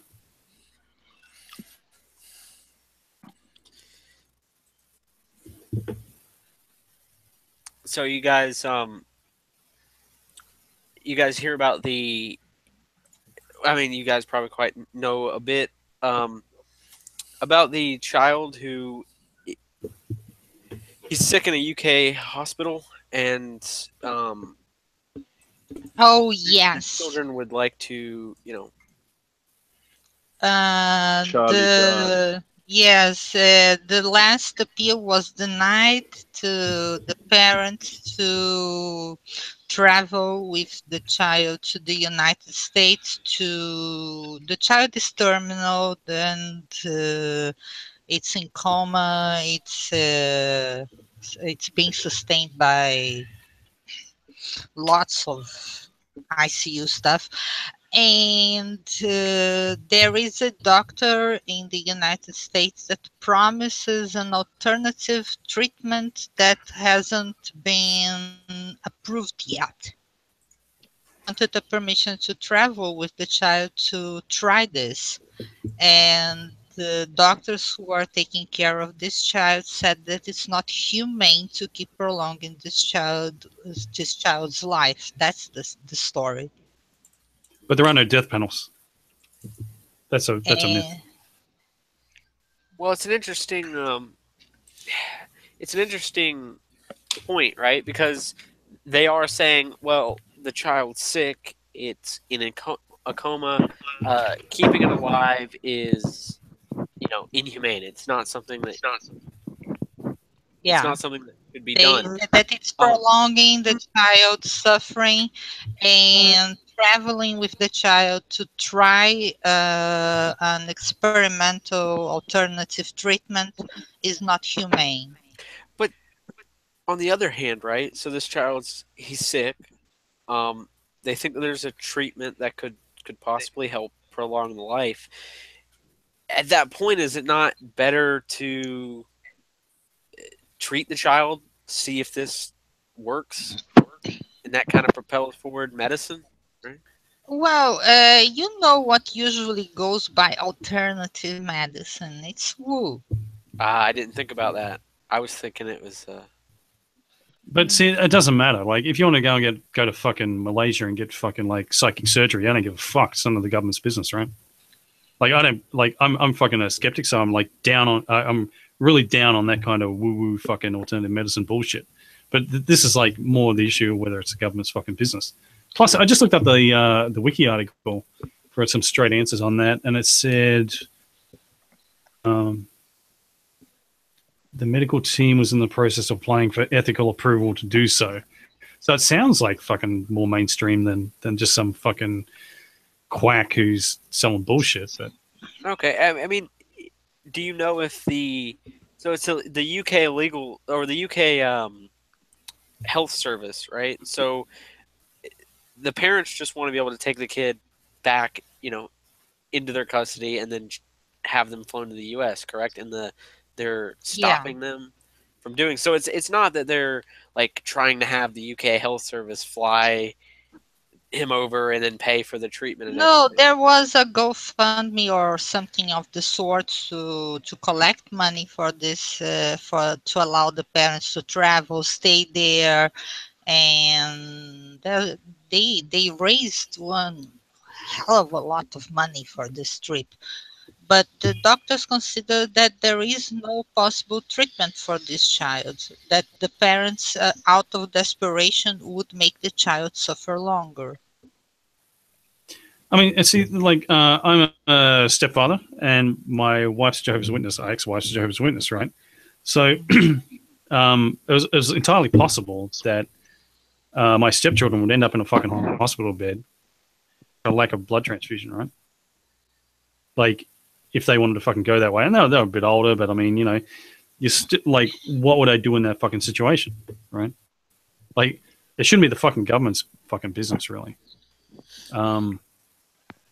Like, I think one option I would have, because I'm fucking atheist, is say do a doc and fucking override fucking their decision, right? And then well, they're going to hell or whatever. It's my fault, right? I'll take that on my shoulders, right? That's one option. Like, and people are using the courts to do that kind of thing as well, to get the court to make the fucking decision. Should be the parents, and fucking, if your kid dies, you fucking wear it. Actually, it was not the state who sued. It was the doctors on behalf of the child. Yeah. So the government's getting the doctors would have fucking initiated that, right? Yeah, they initiated. And they have the power of the state behind them. Yeah. I'm pretty and sure that's what there's happens been in some situations kind of too, like with the Jehovah's Witnesses. But I'm a little bit skeptical because I knew I can't stand woo medicine, woo science, this kind of. Yeah, but can you stand fucking people pseudoscience. violating their rights? Like, see, this is the thing. Like, I don't fucking believe in the fucking the blood transfusion thing with Jehovah's Witnesses, right? But you know, like, if you go back to fucking 1980 with the AIDS virus and shit, and they couldn't screen it out of because it was so new.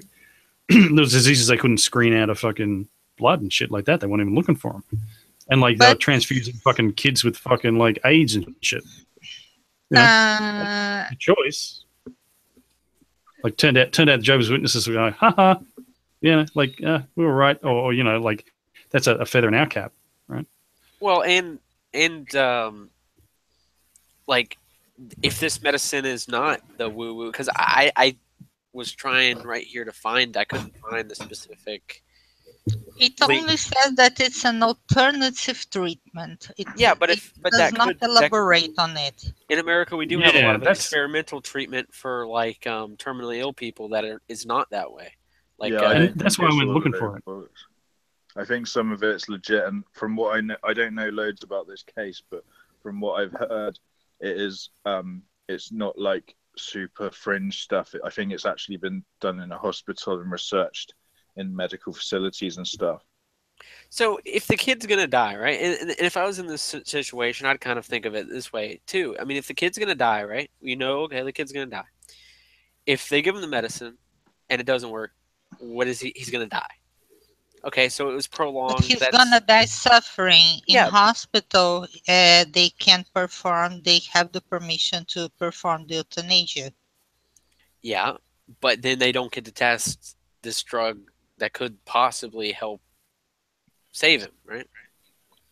Well, there's ethical questions, like, you know, when it comes to like doing human experiments and stuff like that, right? So I mean, there's argument from that end. But you know, if you just go full Mengele and go fuck it, like, you're gonna die anyway, let's give the kid the thing and then we'll learn something. That's not a fucking bad argument either. Yeah, I mean that's sort of my case, right? Like, the suffering might extend, right? Or the medicine might fix him. I'm obviously not an expert. I don't think I should be making the decision. It should be, I think, the family and the doctor that's willing to give the experimental medicine. You know, I don't think we should prolong the suffering of Stephen Hawking. You know, it should just cut him off. Yeah, right. It's you know, we're kind of talking in hypotheticals, but yeah, it could kill him. But okay, so is doing nothing. But it might save him, and even if, or we might learn something that might save somebody else. So you kind of get this approach to it, and that's why it's like you shouldn't ban experimental medication, right? You should. But it doesn't say that. It doesn't say that experimental. It says that it's alternative. That's my Yeah, that my says that in some range. publications, and that's why I went looking for it. Right? That's why I went looking for it, because I find hate it. that shit too. But as far as I also went to Wiki because it's like at least it's fairly neutral, and it doesn't appear to be like they're not saying, "Oh, this is fucking like." You know, that psychic surgery kind of thing, and then they have a link to psychic surgery that says, "Oh, this is bullshit," right? Like, I'm not seeing that. Because It's getting like a gray area, because like there's people like selling stem cell treatments, and there's like real stem cell research, and there's like fake stem cell research, or they'll just inject you with stem cells and like hope it works and it creates a tumor or something. So it's getting really fucking hard to distinguish that shit too. in general, I am against the state interfering in parental business unless there is danger to actual danger to children. For example, in the United States, the Child Protective Services, they are a joke. Anyone can report a perceived negligence to a child anonymously, and some parents can go through hell and back to get their children their custody back when there was no wrongdoing actually done. Yeah, the way that works is you can be reported, and then they send somebody out, and then that bureaucrat, that agent that's not necessarily even law enforcement, goes and talks to your kid. Yeah, and they can obligate doctors to report. Yeah, like, and then they go talk to all your pediatricians, and they go talk to the principals and everything. So it's kind of this extrajudicial kind of thing, and like their word kind of counts a hell of a lot. So in the United States, it is kind of there's a lot of cases of like abuse. Yeah, abuse, and then like you have some heart. I used to remember the names, but there was like one example. They took this woman's kids because she, granted this woman's kind of hippy dippy, and they lived in like a tent, but it was like a fucking Mongolian tent. Anyway, they took her kid, and then the kid ended up like getting molested in the foster care system. Yeah, that's a huge problem. Yes. And people don't think past their nose. They don't think to that fucking, okay, well, what happens after we fucking rescue this kid? That's why I was objecting to that. Those parents that had the YouTube channel, and like they had their kids doing all sorts of shit that was objectionable, at least. And like fucking people are trying, YouTube's up in arms. Like, we should have these fucking kids taken off these parents, and they fucking succeeded, apparently. Kids better off now? Like, how do you fucking know? You don't care. You just wanted a virtue signal. I care about these kids. Regarding this particular case, though, with the British kid who they say like should he be allowed to the States, I don't know if you chaps remember, and if the lady remembers, the case of Sasha King a couple of years previously, where there were a young disabled kid, and the NHS said, if you take him away, we'll take him into care. And the parents are making the point that, like, well, there's treatment available in Austria with proton beam therapy. And apparently the NHS thought better and said, well, no, if you take him out, we'll class it as negligence. So I think that's why this particular case of this young kid at the minute took the limelight, because it's like the second time in as many years that the NHS has been, basically saying that, well, we know better than the parents. So, they're cutting the parents right out of the equation. Here in the United States, when they were pushing the single-payer bill and the Healthcare Reform Act and whatnot, the issue became the idea of death panels. The idea that the once you make it the healthcare system a state monopoly, a state service like the DMV or whatever, then you have to have people to decide where resources are allocated, and that they would be making life and death decisions based on it's all true. Yeah. Cost and because in the UK, for instance, it's everyone in the Americans. Well, the Americans said they have death panels over here, but it's true. We have a certain cut-off point with care. So let's say it's terminal, like cancer or something. They'll only treat you so far. And likewise, like with this kid that's dying in hospital, there's only so much they can do. So now it's like, well, in the American system at least, the United States system, if you've got the cash, you can keep paying and paying and paying until, if you've got the cash, they'll keep you going as long as possible. Over here, it's because we don't pay anything into it. They then have the ultimate decision on how much they spend on it. So if the parents had enough cash, they'd be able to presumably to pursue treatment till it stopped. But in the NHS, no, there's a cut-off point. And there's two other issues here, right? Like the two alternatives, like get this kid treated or take him off the fucking ventilator. Like, do you believe the parents haven't considered both of those and they don't actually give a fuck? They're just like, fuck him. He can fucking suffer and fucking die when we give him this treatment. We'll just do a little Dr. Mengele experiment, right?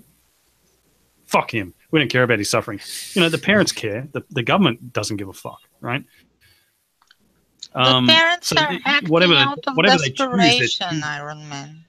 Yeah, but whatever they're choosing, they're not doing out of fucking like bureaucracy. They're not doing it out of fucking like, fuck him, right? The government fucking makes those kind of decisions. No. I don't think that the parents have a bad intent behind this. Actually, no. They are. So why are they part They are desperate. They want the child to live, but on the other hand, this team of doctors have been treating this child for a while. So why? Not long. He's fucking pretty young, isn't he? He's like a fucking newborn or something. Maybe, yeah. But the other issue is what is suffering, right? Like fucking, you know, there's some of these people probably argue, waterboarding's okay because you don't actually, there's no risk you're gonna die, right? You know, yeah, I'm suffering. I'm fucking thinking I'm gonna drown, but you stand up and you get over it, right? Once it's over. So like same thing with medical treatments. Like everyone's been through really sick where they thought they were going to die or in pain, and it's a distant memory. They don't give a fuck. Well, here's the thing. That kid has a oversized head. His head's swelling. So I say we send him down to Brazil where he can get Zika and his head will shrink back to normal. That's an experimental medicine. Yeah, the experimental treatment. Zach's experimental treatment. That's probably what they're trying to do. We call it Zekology. Don't send the child to Brazil, poor baby. No, you guys. I'm sure you guys have a great healthcare service. Oh, amazing! Yeah. Well, I've been reading up about it a little bit, and it does sound legit. Like 2 articles I read describe it as experimental treatment that has a 10% chance of saving the kids. So. Yeah, so you might think like, okay, so the kid's suffering, but if he can live, right? If he could be restored to health, like if I'm a parent, I'm thinking, okay, well he's gonna die, but the 10% that he lives, okay, now he gets to live. Oh, his it's life, okay. If the baby lives, but will be this child a person, a normal person, or it will be a handicapped person? See, well, he has a 2% chance of becoming an X-Man, but as well, but like with this treatment, but.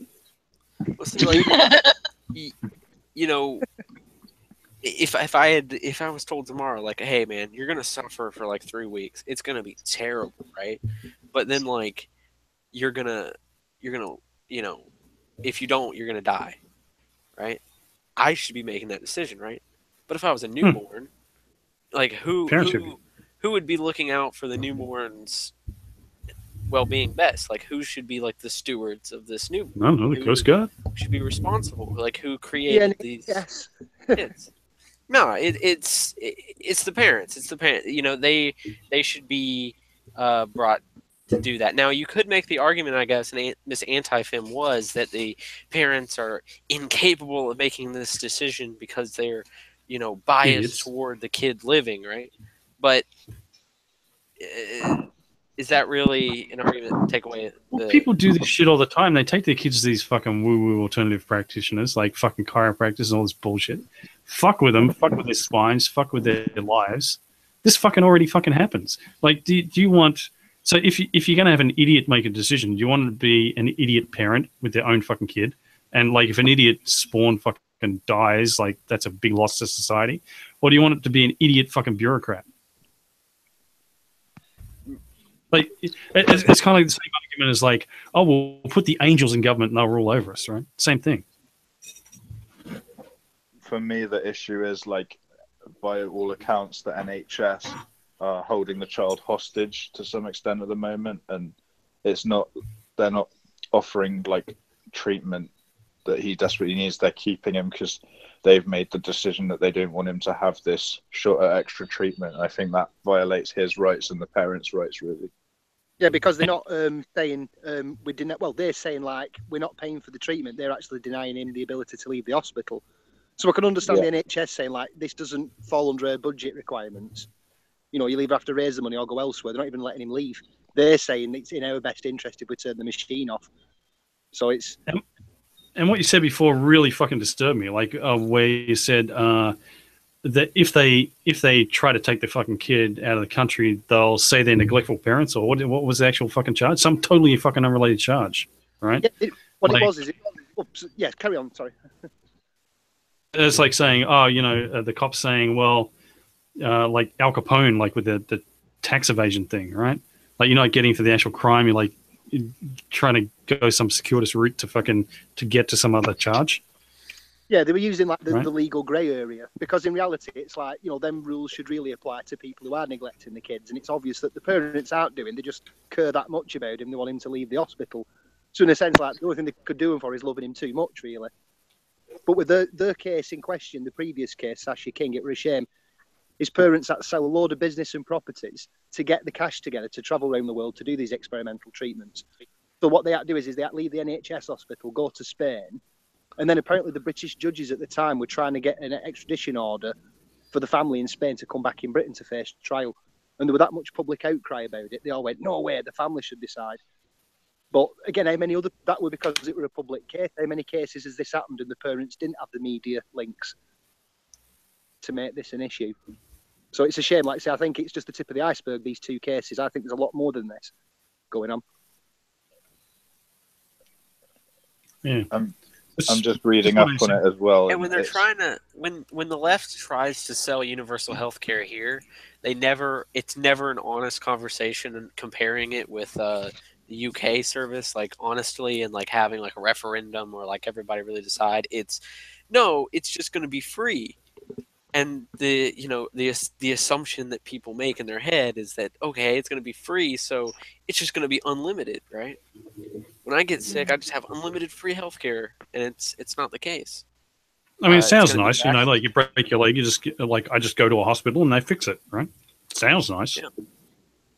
Well, it definitely sounds nice, and the people of your country might want to ration it and have it done that way, right? They might. Okay, I mean they might want it, but they don't. The people pushing for it seem to not want an honest conversation of it, because you can say like when the state controls it, you're gonna have to plan out costs.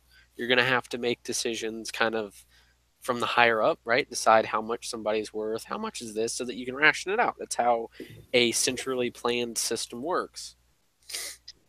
And I was in the army. I've had actual free healthcare, right? And it's the free healthcare. It's actually not free. We all know this. Yeah, but that's not the problem, right? Like the taxpayers are paying for the free healthcare. But even that's not really the problem. The problem is allocating resources efficiently within the healthcare sector, right? When it's not a market. How do you decide how much something's worth when you don't have a market? How much do you, how do you allocate resources? See, this is what free healthcare is like in the army, right? Like okay, you get sick, right? You go down there and they've got a doctor that they pay the same fucking no matter who walks in the fucking door, right? So this genius fucking went through medical school, probably came last in his class, and now he's working a shitty fucking job, basically, right? He could be out doing plastic surgery on supermodels, but he's fucking doing this, right? Doctor, probably not top of the class, right? So you go in there, and he's had like fucking 99 people walk in that morning who had bullshit excuses trying to get out of physical training, right? Because like there's an incentive to fucking try to get out of that shit. It's fucking hard, right? So you walk in there, you can have fucking like compound fracture, bone sticking out of your fucking leg, blood everywhere, and he thinks you got to convince him that you're not doing that for a start, right? And these people are going to do the minimum work they fucking need to do. Now I'm not saying that wasn't fucking adequate or whatever, but like one of the things with the army too is they spend a lot of fucking money on you. They don't want you to fucking die if they can help it, right? Like, what's a civilian? They're going to care even less about you. You're not a fucking military asset. You're not fucking materiel, right? Yeah. So, like, it's, I've experienced it, and I fucking hated it. Like, it was bullshit. I keep saying it was worth every cent I paid for it, right? Like, free healthcare is worth every cent you pay for it. Yeah, and 'Cause I just don't. it's worth nothing. I'm against, universal healthcare, like state monopoly of healthcare, simply because I don't think that it can allocate resources as efficiently as a market will, and I don't think the state is going to be using a consistent metric of how much a person is worth. They're going to make it. That's why you keep hearing about the VA. Yeah. Yeah, the VA is insanely inefficient. In the United States, there is a case that went viral this week because of a post that a mother, a tweet. She posted the picture of a bill she received from the hospital. But she was dishonest in the beginning because she never said in her first tweet, that the one that went viral, that she has a private health care because of her husband's job. And she was bitching because it was a bill of 87K something, and they deducted everything but $500. And she was bitching about the unfairness of she having a baby that was born with a heart defect. And then she went on a mad tweeting. She posted how much the treatment has cost so far and how much she loves her baby. It was like 50 tweets in a row. But the tweet that went viral was the picture of the bill, and people assumed that it was the government charging her for $500. But it was a bill for almost $88,000. They deducted everything but those 500, and she was bitching. And she has private health care because of her husband's job. And her child is alive because of this health care that he's being provided. But she was bitching and it went viral because of those $500. People assumed that it was the government demanding that she pays $500. Yeah, I'll tell you what, there's a lot of social fucking dynamics in this too, right? Like, so you imagine these parents, they got a choice of like this 10% chance of their kid being positively affected, let's say, right? If they get a bunch of money, and whether it's through Kickstarter or fucking whatever, right? And, the doctors aren't suggesting to pull the plug on the kid. And then it's like, no, it's too much money or it's too much risk. Fuck it, pull the plug, right? The parents say that, right? We didn't like the little bastard anyway, or we don't want this fucking problem. The story would be turned around, and the fucking social narrative, like the fucking viral fucking thing on social media, would be against them, right? You're bad parents, you're fucking evil, you should be fucking doing this, right? And so a lot of people, like, I think they play the role as well. Like, even if they thought that was the fucking way to go, they probably couldn't do it without a fucking whole big backlash. So they're gonna play the part of fucking play the role they've been given, right? I mean, that Terry Schiavo thing, right? Like, if they just say, no, fucking turn it off, I don't give a fuck. Oh, even if you said, oh, no, I think that's the best option, a lot of people are going to disagree with that.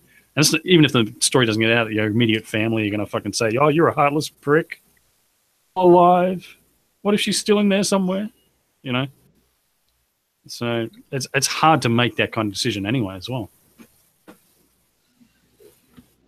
Some people use the courts as a fig leaf to do that kind of thing. Like I say, with the Jehovah's Witness thing, if I had to make that choice, I might get courts on my side to fucking make him do what I want to fucking do, so my wife couldn't fucking do what she wants to do. It's interesting, though, that the NHS in Britain, though, they don't mind Jehovah's Witnesses having the autism, saying, oh, well, we don't want certain treatments under religious grounds. yet they know best when to pull the plug as well. You know what I mean? The state. It's interesting. Like they'll do certain things that harm your child, and then likewise they'll do certain things that you can't even help your child with. So it does seem like no matter how you cut and slice it, the deck's always stacked against us in some roundabout way. Yeah, well, in Britain, like, for example, homeopathy is a big thing, and the royal family fucking has always been into homeopathy in a big way, right? So, you know, I bet that gets a lot more fucking leeway than a lot of other shit. Like, and that's just total bullshit pseudoscience, right? It doesn't work. I mean, it's mad though in England, though. They let you have free treatment for alternative treatments like that, though, like acupuncture and stuff, which has very few actual medical benefits. You know, I mean, a lot of it's just psychological. It's the placebo effect. But they'll still pay. They'll put like a portion of NHS money so you can go and have your fucking back full of fucking pins by some fucking nip. Yeah, so all the people saying, oh, well, you know, like if this was a pseudoscientific treatment that they were going to get in the US with this baby, right? If you leave it to the government to decide which is fucking pseudoscience and which isn't, you're still going to get fucked up answers, right? They're still going to like endorse some bullshit and fucking denounce fucking treatments that are actually real. So you don't want to take that choice away from the parents. Because I said that's a good argument. That though, like I say though, like it's okay to stick needles in your back, but they know it's not. You know, this particular experimental treatment in States is wrong for the kid. You know what I mean? Who are there to decide that? You know what I mean? This brand new treatment, apparently, right, that just come out, you know, that is researched or something, right? Like, I don't know if it is. It could just be total bullshit for all I know, but... Yeah, I mean, acupuncture, don't they cover that, you said? Yeah. And it, only been... Yeah. I'm just saying, like, acupuncture's, like, been around long enough to be fucking debunked fucking 5 gazillion times over the last 10 billion years. Yeah, acupuncture is complete fucking bullshit. The other thing that pisses me off is the NHS pay for girls to have boob jobs. Like, if they can prove that it's making them insecure, then they get a free boob job on the NHS. There's a new thing with like girls under 16 getting pussy surgery on the NHS because they think their pussies don't look nice enough. How many of those? It's like medical marijuana, right? If you need it for like medical purposes, and then everyone's got a medical purpose, haven't they? Wait a minute. So you're telling me that the NHS is cutting off? What would they be? What surgery are they doing there? Reduction in flat. Labial. That's circumcision. They work at our. Are you sure that you guys aren't inadvertently funding female circumcision for Muslims? We're all secretly a member of the UMA. Everyone in Britain. Right, like you would like that's literally a lot of the like if you look at a map, a lot of the Muslims they're not cutting off the clitoris, they're cutting the what do you call it? Labia minor. Labia. Flaps. Yeah, they're cutting that. So it sounds like a lot of British girls are getting the same procedure done.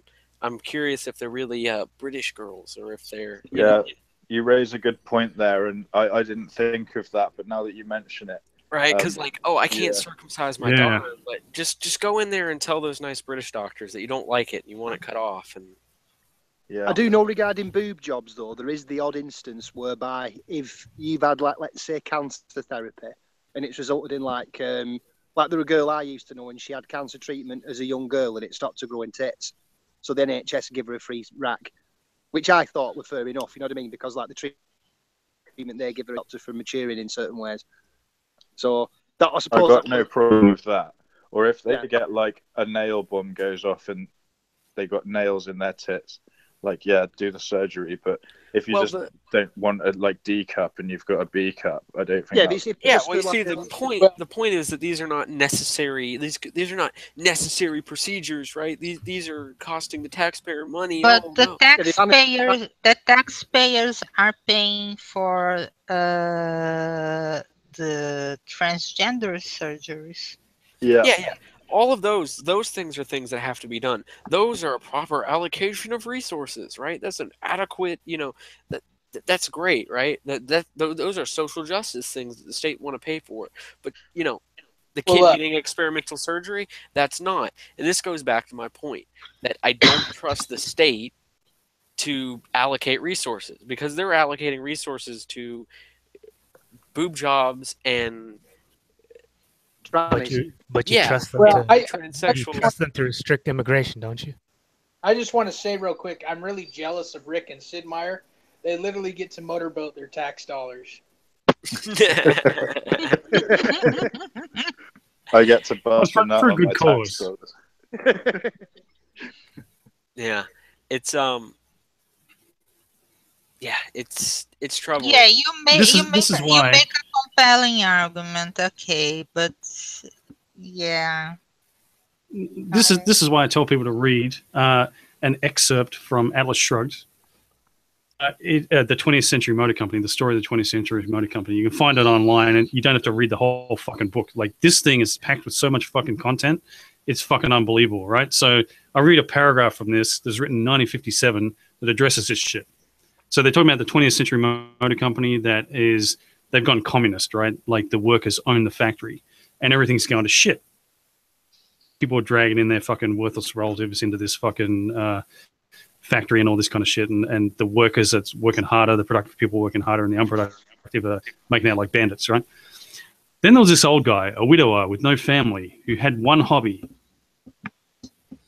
I guess that was all he ever got out of life. In the old days, he used to skip lunch just so he could buy himself some new recording of classical music. Well, they didn't give him any allowance for records. Personal luxury, they called it. But at the same meeting, Millie Bush, somebody's daughter, a mean, ugly little 8-year-old, was voted a pair of gold braces for her buck teeth. This was a medical need, because the staff psychologist said that the poor girl would get an inferiority complex if her teeth weren't straightened out. The old guy who loved music turned to drink. He wasn't fully conscious anymore. But it seems like there was one thing he couldn't forget. One night he came staggering down the street, saw Millie Bush, swung his fist and knocked all her teeth out, every one of them. And she's writing into 1957. Oh, you get an inferiority complex if your teeth aren't straight, right? This is exactly the same shit with the fucking boob jobs.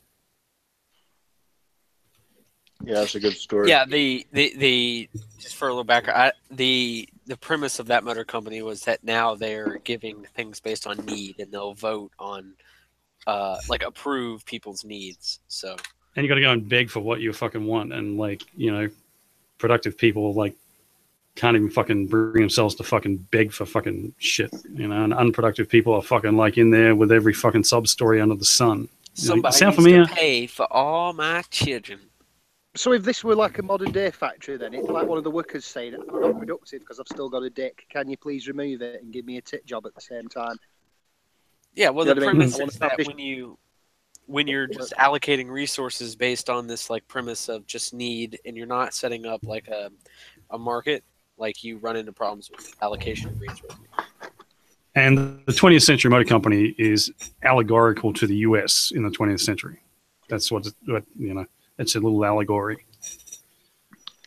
So it's predicting that the founders of the factory were set up this productive thing that's the motor of the whole world, like fucking got the whole world out of the fucking dark ages kind of thing. And then the people who inherit it, the kids who inherit this factory, they want to be nice and commie and all this shit, and they run it into the fucking ground. Yeah.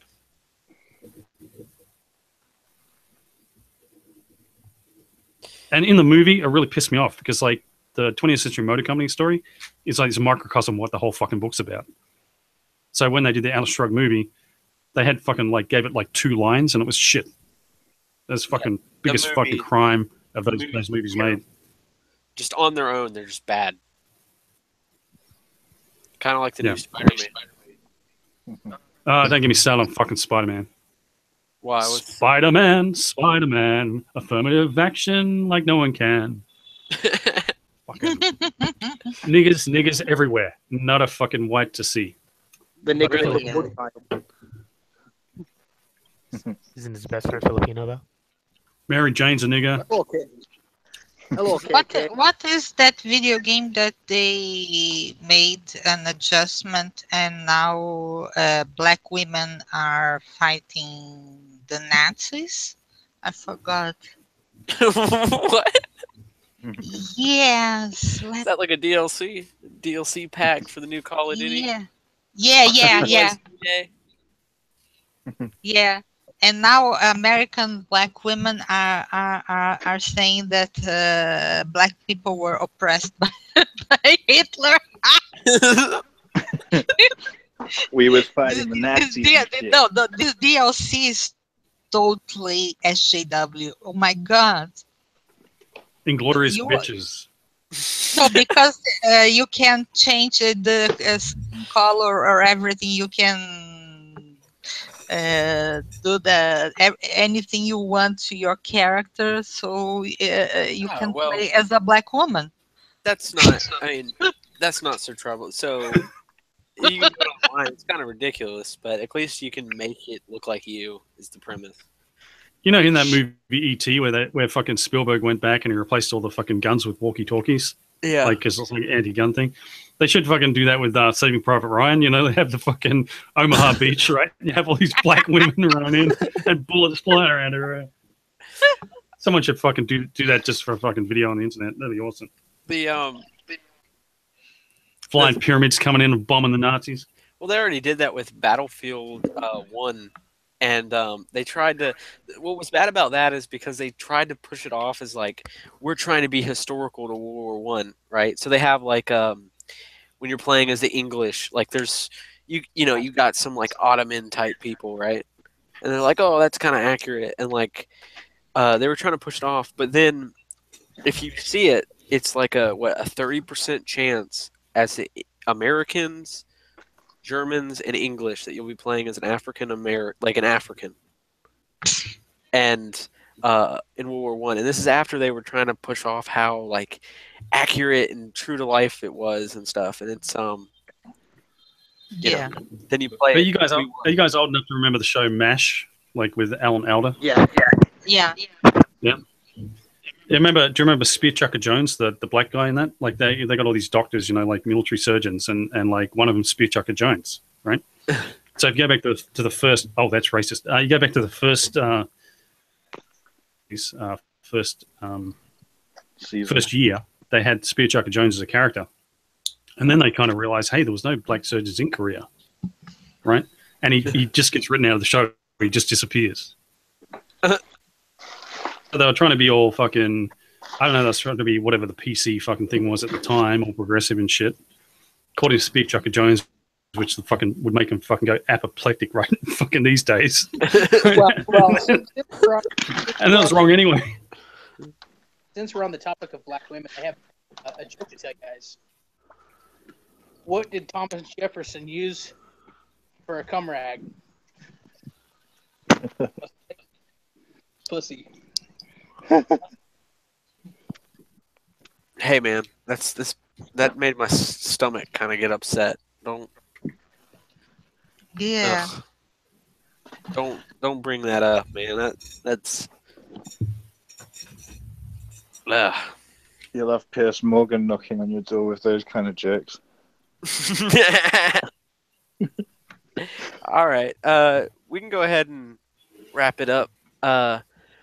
I'm going to go to the panelists first for some closing thoughts. Iron Man, any closing statements? Yeah, I'm serious. The new Spider-Man movie is bad, right? It's going to be like fucking Force Awakens, right? Like where everyone goes, oh, this is a great movie, blah, blah, blah. And then 3 months later, no, that kind of sucked, right? So like a lot of people now realize it sucks. A lot of the lefties are trying to, you know, like the fairy dust, the marketing and all that kind of stuff, trying to push all this progressive fucking shit. Oh, it's so progressive. Mary Jane's a nigger. And fucking, you know, like... That's disgusting. Jeez. I was like even if you don't have any... Yeah. Even if you don't have any objection to black characters, right? Which, you know, most people fucking don't. Like, most people don't give a fuck, right? Yeah, But, you know, when they know they're going to shove down their throat, then they're going to fucking object. And when the actors can't fucking act, like their actual affirmative action hires, right? We need a nigger in here. Fucking, there's only one nigger in Hollywood or something that we could choose from. Or I don't know what the fuck. That's why Samuel Jackson's and everything probably. Like, but fucking, so they get this nigger bitch in there. She can't fucking act for shit. Her character is fucking like totally underwritten. She's like the girl who looks at him from across the room or some shit, right? Totally fucking boring. Totally fucking bad. I mean, I'm not saying that everything about the movie was bad, but it's like overall, it's just badly written. It's badly performed. What about Marissa Tomei? They did this weird thing with her, right? So the running fucking joke, the running thing about her is like she's hot. You know, she's not old, and it's kind of like, well, you have to have read the comics to fucking get why they're even talking about that. And then that's all they fucking do. And then they put her in fucking like these fucking cat lady glasses and fucking, you know, I'm looking at her in fucking HD like in the theater, and it's going, it's like they haven't sort of dressed her up to look really fucking hot. It's like she's starting to look like old May already, you know, like, so what the fuck are they doing? You know? Yeah. So they're doing the hot thing, and then they're dressing her up like looking like that. Like, what the fuck? She's taking that fucking makeup on. Mixed messages. Rafa, any closing thoughts? The whole librarian look only works if they look like they read. Yeah. Yeah, closing thoughts. Praise CAC, build the solar wall. Jacob Rees-Mogg for UK Prime Minister. Kenji. Closing thoughts? Yeah. I heard you bitching and moaning about how government's inefficient. And thank you, KK. So who's next? You have to say it in like the most like leaning, like he's in the dark alleyway and I'm walking by. He's like, I heard you complaining about the government being inefficient, or like I'm taking a shower and I just see his little gook eyes pop up out of the windowsill. And I heard you're talking about government inefficiency. All right, Miss Anti-Fem, closing thoughts? Yes, I think that this conversation over state and child custody left me with some thoughts for later. That's what we hope to do. Rick, any closing thoughts?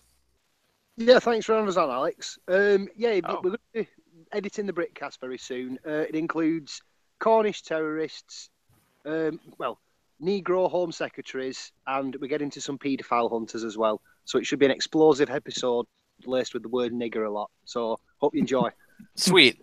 Love you guys. Love everybody for joining. It's a good time. Zach, closing thoughts, man? Yeah, actually,